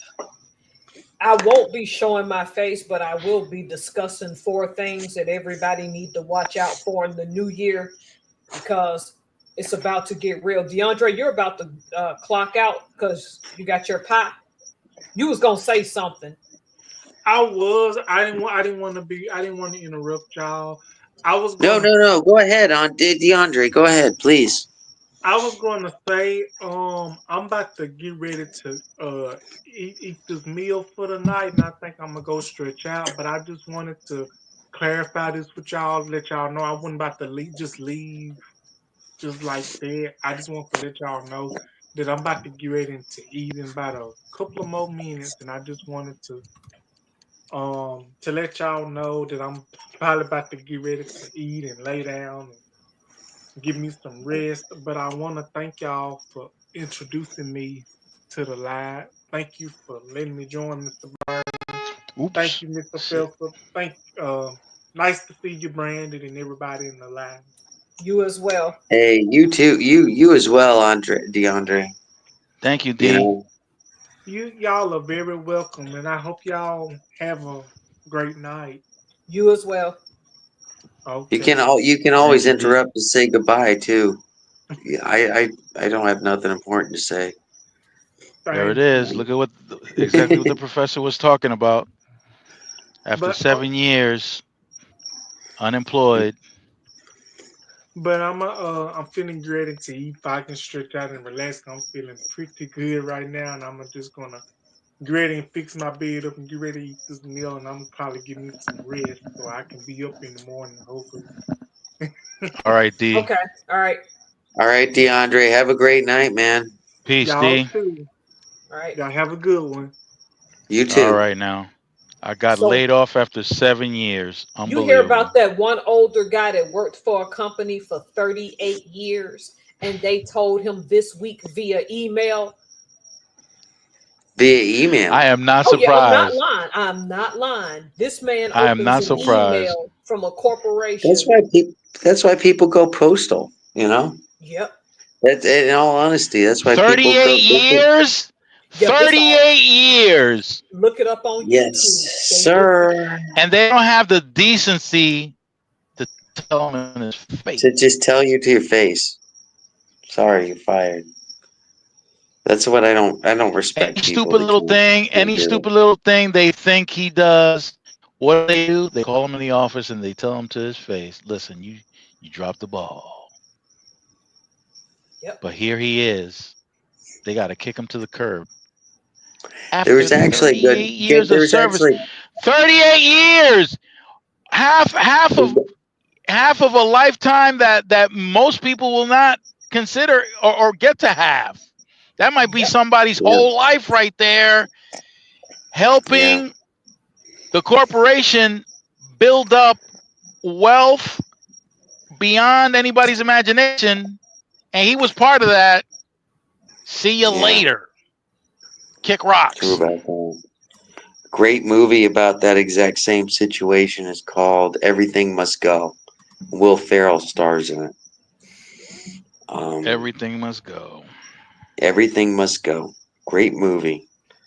It's by Will Ferrell stars in it.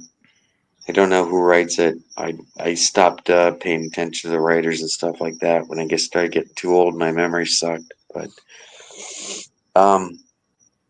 basically, the guy, to me, it touches base because of the guy is an alcoholic, you know, and basically, it's a great movie though. Yeah, I think it's a good movie. It's basically about somebody hitting rock bottom, and you don't change your life until you hit rock bottom. You know, Yep. that's the bottom Or you line. make the necessary changes to get out from that bottom. Yeah, but when somebody's in so deep, they've literally got to hit rock bottom.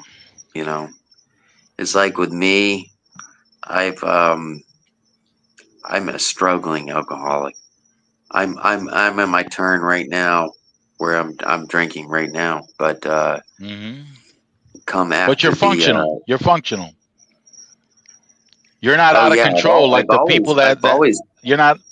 Yeah, but you're not out of always control like people who have an addiction that have to wind up doing the very thing that the oh, I'm professor is not gonna very leave my happy kids in the no. that the professor is very happy that laws are being implemented right now in the state of California to fight against something that people with addictions do to maintain their addictions, which is stealing.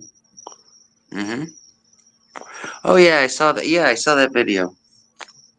I did, and I saw all the. It's funny because you guys were talking about the videos. I, Professor, I saw all of your videos of the. I didn't understand the significance of going to the graveyard until DeAndre was saying how scared he was. You know. Yeah. Oh, Chief Seattle. Yeah.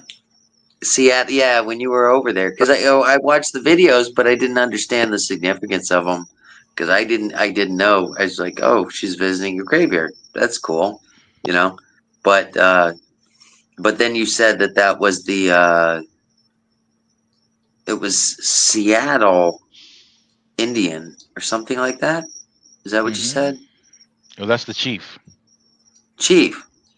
And I guess that's what the name of the city's named after. Am I wrong on that? I'm just assuming these things. Chief Seattle, okay. His Yes, pa- please elaborate.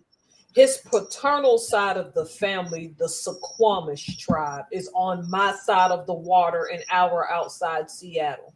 So he's Okay. buried on my side. His mother's side, the Duwamish, is in actual Seattle. So Okay. his both of his tribal ancestors owned a significant amount of land before what's called the Treaty of Port Elliot. And I think after Yes. that treaty is when Chief Seattle converted to Christianity. And I think all of his kids got to keep titles, like his daughter's name, I think, was Princess Angeline. Uh-huh. So that first generation Never. still got to keep those titles. Yeah. Okay. Well, Yeah. that's pretty cool. But Yeah. I just listening in on my drive home, I was like, I did get to chat, obviously, because I was driving, but I did get to listen to you guys, and I enjoyed it, quite a bit. But Yeah. you're going live tomorrow. I think it's going to be 11 p.m. or 11 a.m. my time. Yep.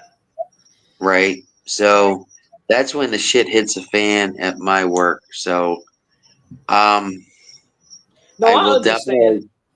I'll definitely rewatch it. I'm gonna tell you that because I'm interested in that. I'm interested in a lot of the stuff that you do, you know.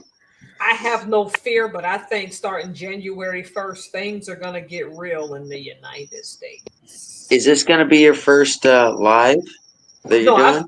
no, I've done lives before. I don't ever show Okay. my face, but yeah, I've done lives before. Uh-huh. Hmm. Well, when I heard DeAndre say that, on the way in that was the first time that he'd seen your face, or I was like, oh, Oh, that's because he watched my shorts. I normally don't show my face, but at the graveyard I yeah, did. Yeah. yeah, yeah, yeah. Thank you, And Homestead. Oh, you too. Good night. I might call it one in a few minutes. I got to make a quick video about something I just read in Massachusetts. This is going to be a mess. okay. What? Hey, when I take you to Yesteryear Village, I'm gonna do that for you, Miss Helms. Okay.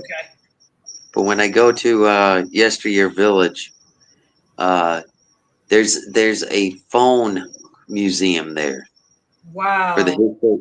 history of phones.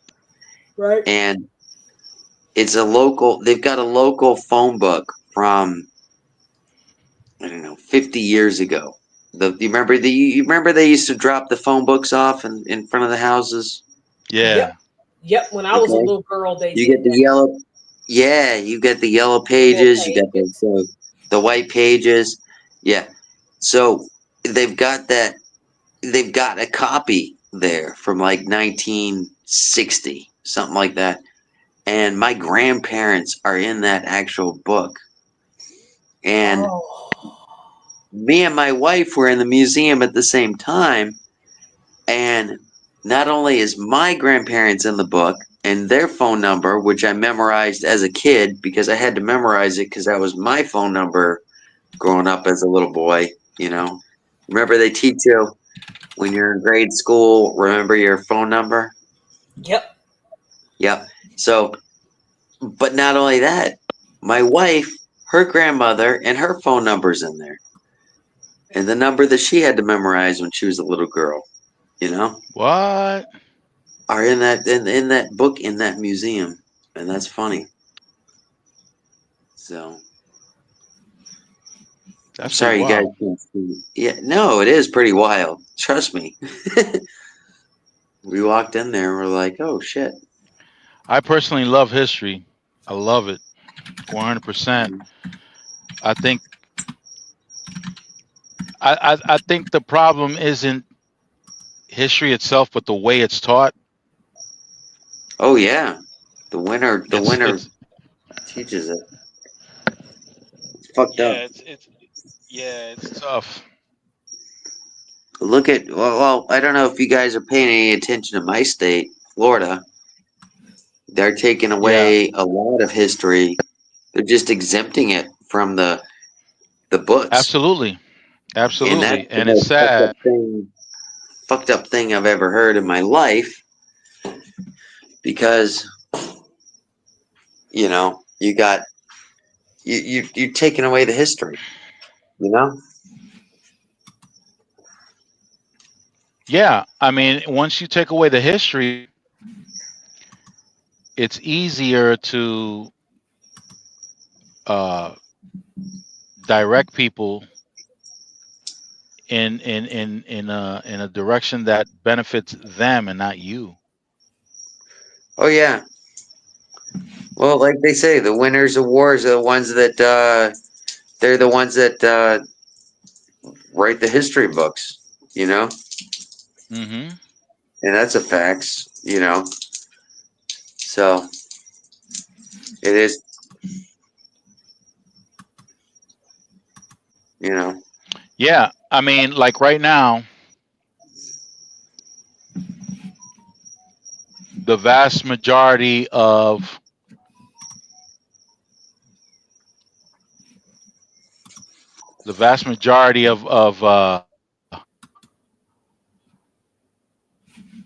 sorry, I'm distracted. The vast majority of the Dominicans that I know are lost. They're lost. Ooh, sorry.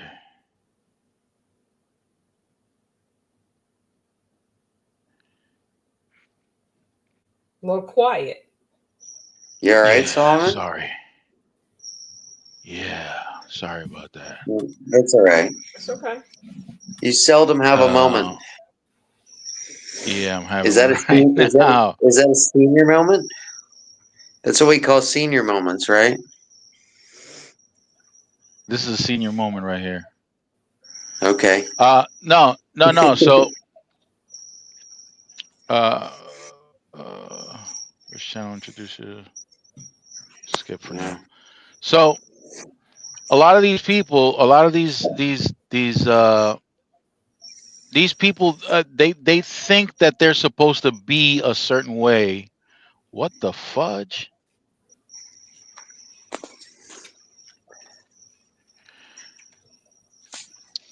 Because of what they're experiencing at the moment or what they heard maybe 10 years ago or whatever. And they have no idea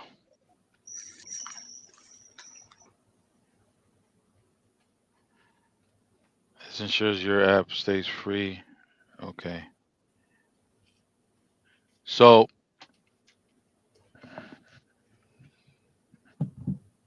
they feel like they don't feel like they have any importance as far as their culture is concerned, their ethnicity is concerned, anything like that. Right. For example, if I were to ask a Dominican about where they stand intellectually, they may not identify with anything having to do with education. No. Oh. And so as a result,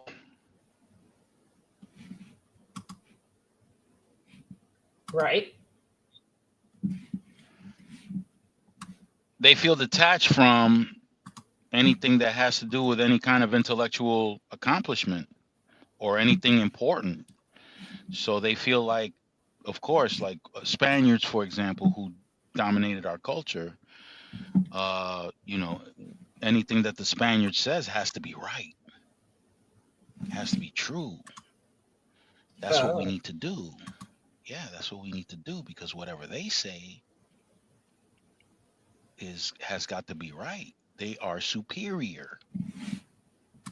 Well, when you read about Dominican history, when you read about the actual Dominican history, you will find that the first hospital was established by a black woman in the Dominican Republic. Ooh, I know that's hard for them. It's extremely hard. The first rebellion, the first African rebellion occurred in the Dominican Republic under a man whose name I don't remember right now, but he was something like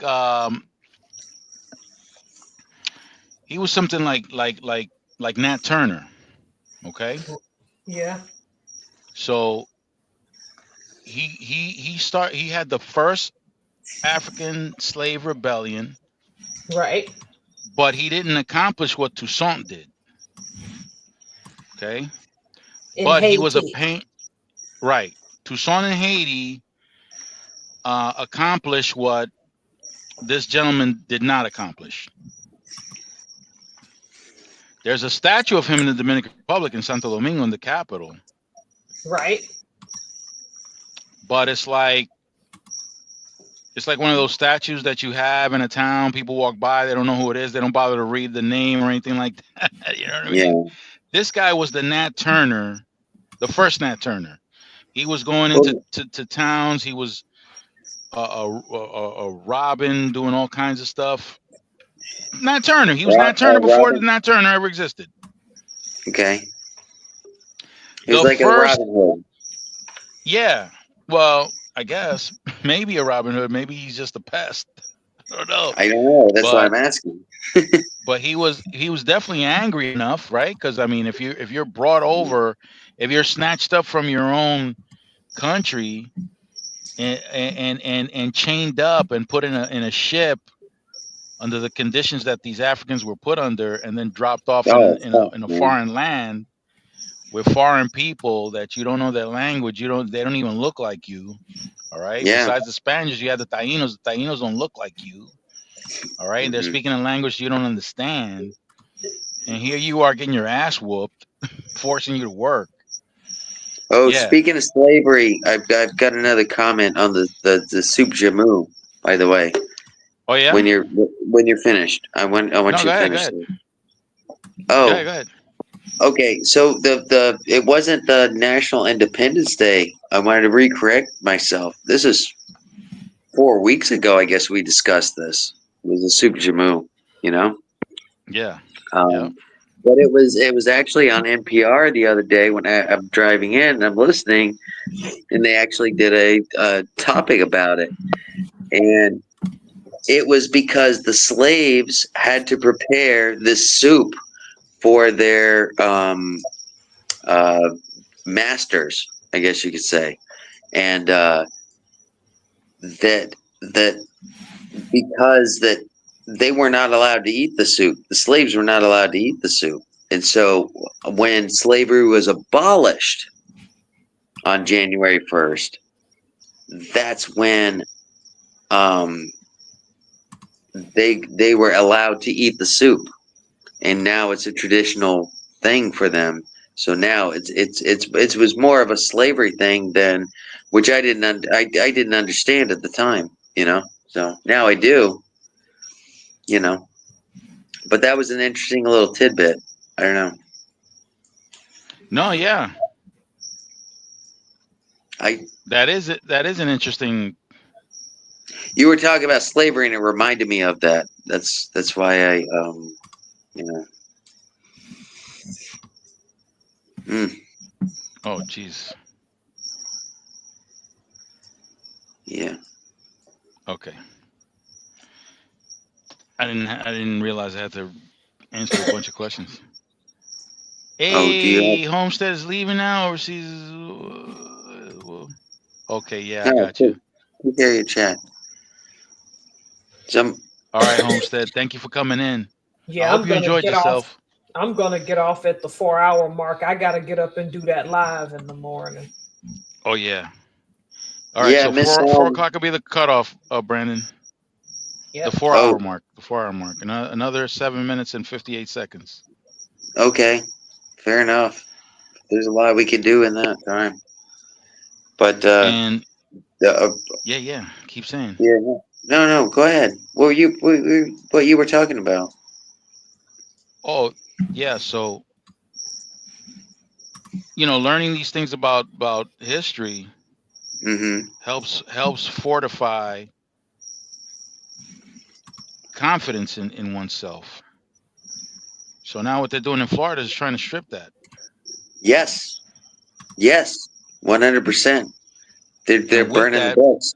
People could lie. People could lie about what you're about.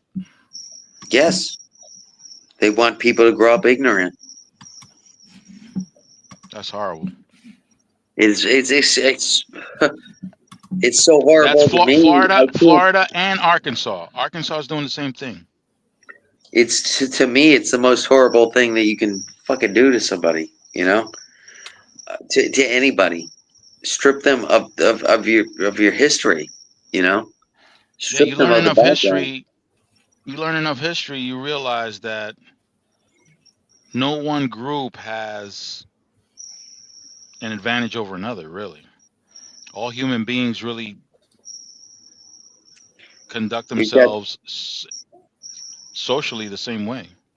Yeah, and unfortunately, it's the winners of the wars, the ones that write the books, and that's where it gets down to, you know. And it's so unfortunate with me that I see shit that's happening, like in the world today. You know, you see Russia just trying to take over Ukraine, just trying to slip in there and take it over. They were thinking it was going to be no big deal, you know. We got this. 1 week, we're good. I think it was because of Afghanistan was so easily taken over. You know what I mean? They just gave up, basically, essentially. But Ukraine, but basically, what they said was, we're gonna slip into here, okay? And somebody said something at work, and I'm like, well, listen, Hitler did the same fucking thing. Hitler just moved into Italy, took over Italy, you know. Then it took over this. Then it took over the next thing you know, Czechoslovakia, Poland. We're dropping freaking paratroopers on them to keep them because they wanted to eventually come over and take over America. You know. So that was going to be tough because they had to cross that ocean. Yes, that's the only safeguard that we got against all this bullshit that's happening over there. You know. Mm-hmm. And it really does. But you know what? With a few fucking subs with nuclear, hey, this is something interesting. we've got something that we developed over here in Florida called the Intercoastal Waterways. I don't know, you might be familiar with it. Are you familiar with it? Professor? No. I was Professor. talking to you, Solomon. You're the traveler. You're the Sorry. traveler, man. The Intercoastal Waterway. The What Intercoastal exactly? Waterway. They Mhm. made a canal basically from Miami up to north up to North Florida. I don't know if it goes A any further. canal? A Not canal. the train? It's a No. canal. It was a canal because most of the shipping during World War II was used. They used ships to do it. You didn't Right. use, you know. But basically, because they were scared of submarines, they basically made a canal right along the coastline. You know, and Okay. it goes all the way up from South Florida all the way up to Jacksonville. Jacksonville, yeah.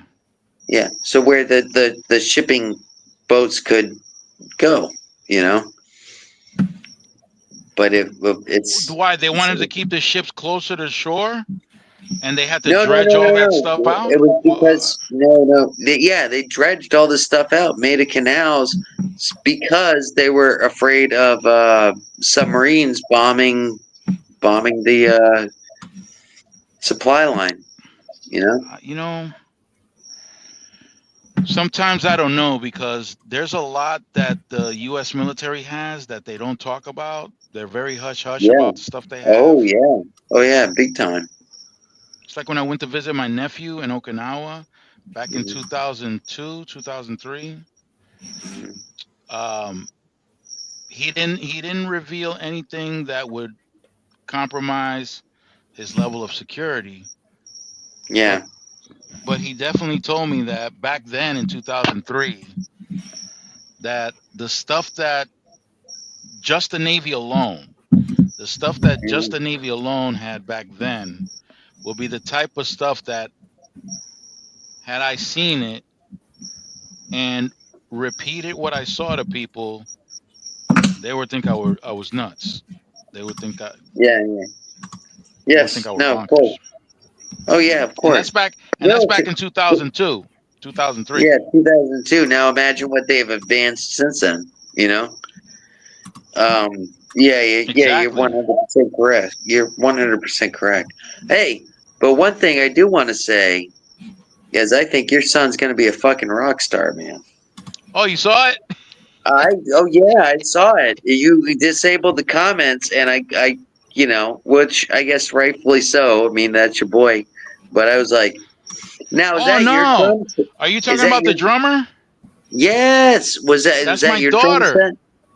Oh, your daughter. I'm sorry. I'm That's I'm sorry. no. You're fine. You're fine. That's my 2-year-old.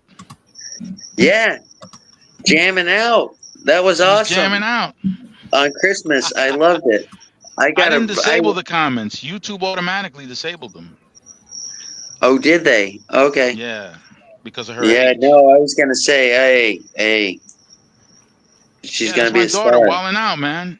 Yeah. Yeah. Now, is that your drum set? Are you a drummer? No, that's not my drum set. That's my 7-year-old's drum set. Oh, really? Okay. Yeah. Oh, you get a lot of sleep when you're home. Did you? Yeah. Did you hear the guitar playing in the background? Yeah, I heard everything. I heard the whole That's my thing. 12-year-old. No shit. Yeah. That's awesome. Do a little family video, man. Or Music. Oh, my nephew's a trumpet player, and he's amazing. Who no takes shit. after his he takes after his well, not really, because his grandfather was a prodigy. My wife's father was a trumpeter, and his father was the head of the Puerto Rican Symphony. Uh-huh. So music is in the family. My wife has a beautiful singing voice. Beautiful. And she used to be a child actress too. Oh, All right, really? I'm out, y'all. So I'm at the 4 All right, Professor. Get ready. Good night, Brandon. Hi, Good night. Professor. Hey, Good good night. night, Professor. Always a night. pleasure. I'll be up. You I'll as be well. up. I'm gonna put the alarm for your live. All right, thank you. Y'all have a good night. All right, Professor. Good night. Good night. So, Solomon, my daughter plays the one of them. My oldest plays the saxophone, and my youngest plays the clarinet. And they're You both know in the what? same. Learning music helps your development, your intellectual development. Oh, I think so. It They're does. both brighter. This is They're both smarter than I was. You know. yeah. No, it's a fact. It's a scientific fact. Mm, I believe Yeah. it. So I'm glad my kids decided to play an instrument. No, I am too. I put them in karate. That was the only mandatory thing that they had to go into. I put them in karate classes when they were younger. You know. Yeah. So Yeah. I didn't really push for that, but my oldest kept to it. My oldest and my grandson are both actively learning at a school that I used to teach in. So now I guess my son is gonna pick up the mantle. yeah. Yeah. What did you need to like when you were the guy doing the corrections? What were the Yeah. requirements that they asked for you to be there? Was it just you're a guy, you're ready to work, or did you have to have like certifications or anything like that? You had to get tested. You took a test. Some I don't remember how many questions there were. It was long. Yeah. You had to take a physical test. So you had to run a Mhm. mile in under whatever, or a mile and a half. You have to run a mile and a half in under a certain amount of time. Yeah. So you have to take a written test, a physical test. When they were in the written test, what was it? Was it more Yeah, psychological? Was it yeah. more There was a component. There psychological? was a component of the test that was psychological because what they would do is that they would ask you the same question, but it was written In differently each different ways. time. Yeah. Yep. Yeah. I know. I So know. yeah, so that was the psychological component. You had to remember certain features of people's faces, of people's clothing. Oh, On the really? test, on the test they would ask you questions like that. Yeah, Wow, that's interesting. I did the yeah, ASVAB test. Are you aware of what the ASVAB test is? yeah. That's the military. Yeah, that's a military test. Yeah. They ask you a Mm-hmm. lot of the similar questions, but they ask you literally about every facet of life. You Yeah. know, if you Mm-hmm. turn a gear this way, which way is this gear turning? You Right. know, Yep. if you're draining Yep. brake fluid from a car, what are you draining? You know, Right. they just hit like literally every single, and it's actually It's pretty broad. comprehensive. It's It's broad, but broad. Yeah. it actually gets to where you can find out what people's skills are and what their weaknesses are. You know what I mean? Yep. Yep. That's the whole So point of that test. yes, I understand that. That's Yep. That's how they determine what your MOS is going to be. Yeah. Oh Mm. yeah. I'm so All aware of right. that. All right. Well, I So guess we're gonna call it. yeah, let's call it. All right. You have a wonderful night, and I'm glad I get to Thank you, catch you, Brandon. even though I was working so late. I'm glad I'm you glad I got to came. get to. Seriously, I'm glad you caught up and came. Hey, I had a rough fucking week, man. You know. I can imagine, especially after what you just said with the coworker. Oh yeah, that fucking happened yesterday, man. Shit. That's painful. Um, it really sucks. It really sucks. It hasn't even sunk in yet. I came to work this morning, and you know, Mm-hmm. yeah. Hey man, yeah, yeah. It sucks. Sometimes Anyways, works helps you process. yeah. But the problem is these are the people. These are my friends at work. This is my family Right. at work. I worked there 20 years. You know, everybody there is Yeah. very, Very close to close. me. You know, Hmm. so it's you know, Yeah. yeah. I can dig Yeah, it. but thank you, Solomon. I appreciate it. No, thank you. I, you know, All right, buddy. all right. I hope to see you next Saturday. Yes, sir. Catch you on the God next one. willing. God All willing. right. Good night, everybody. Good Yeah. night. Stay All fresh. right. Stay fresh and keep it moist. That's right. Peace. All right.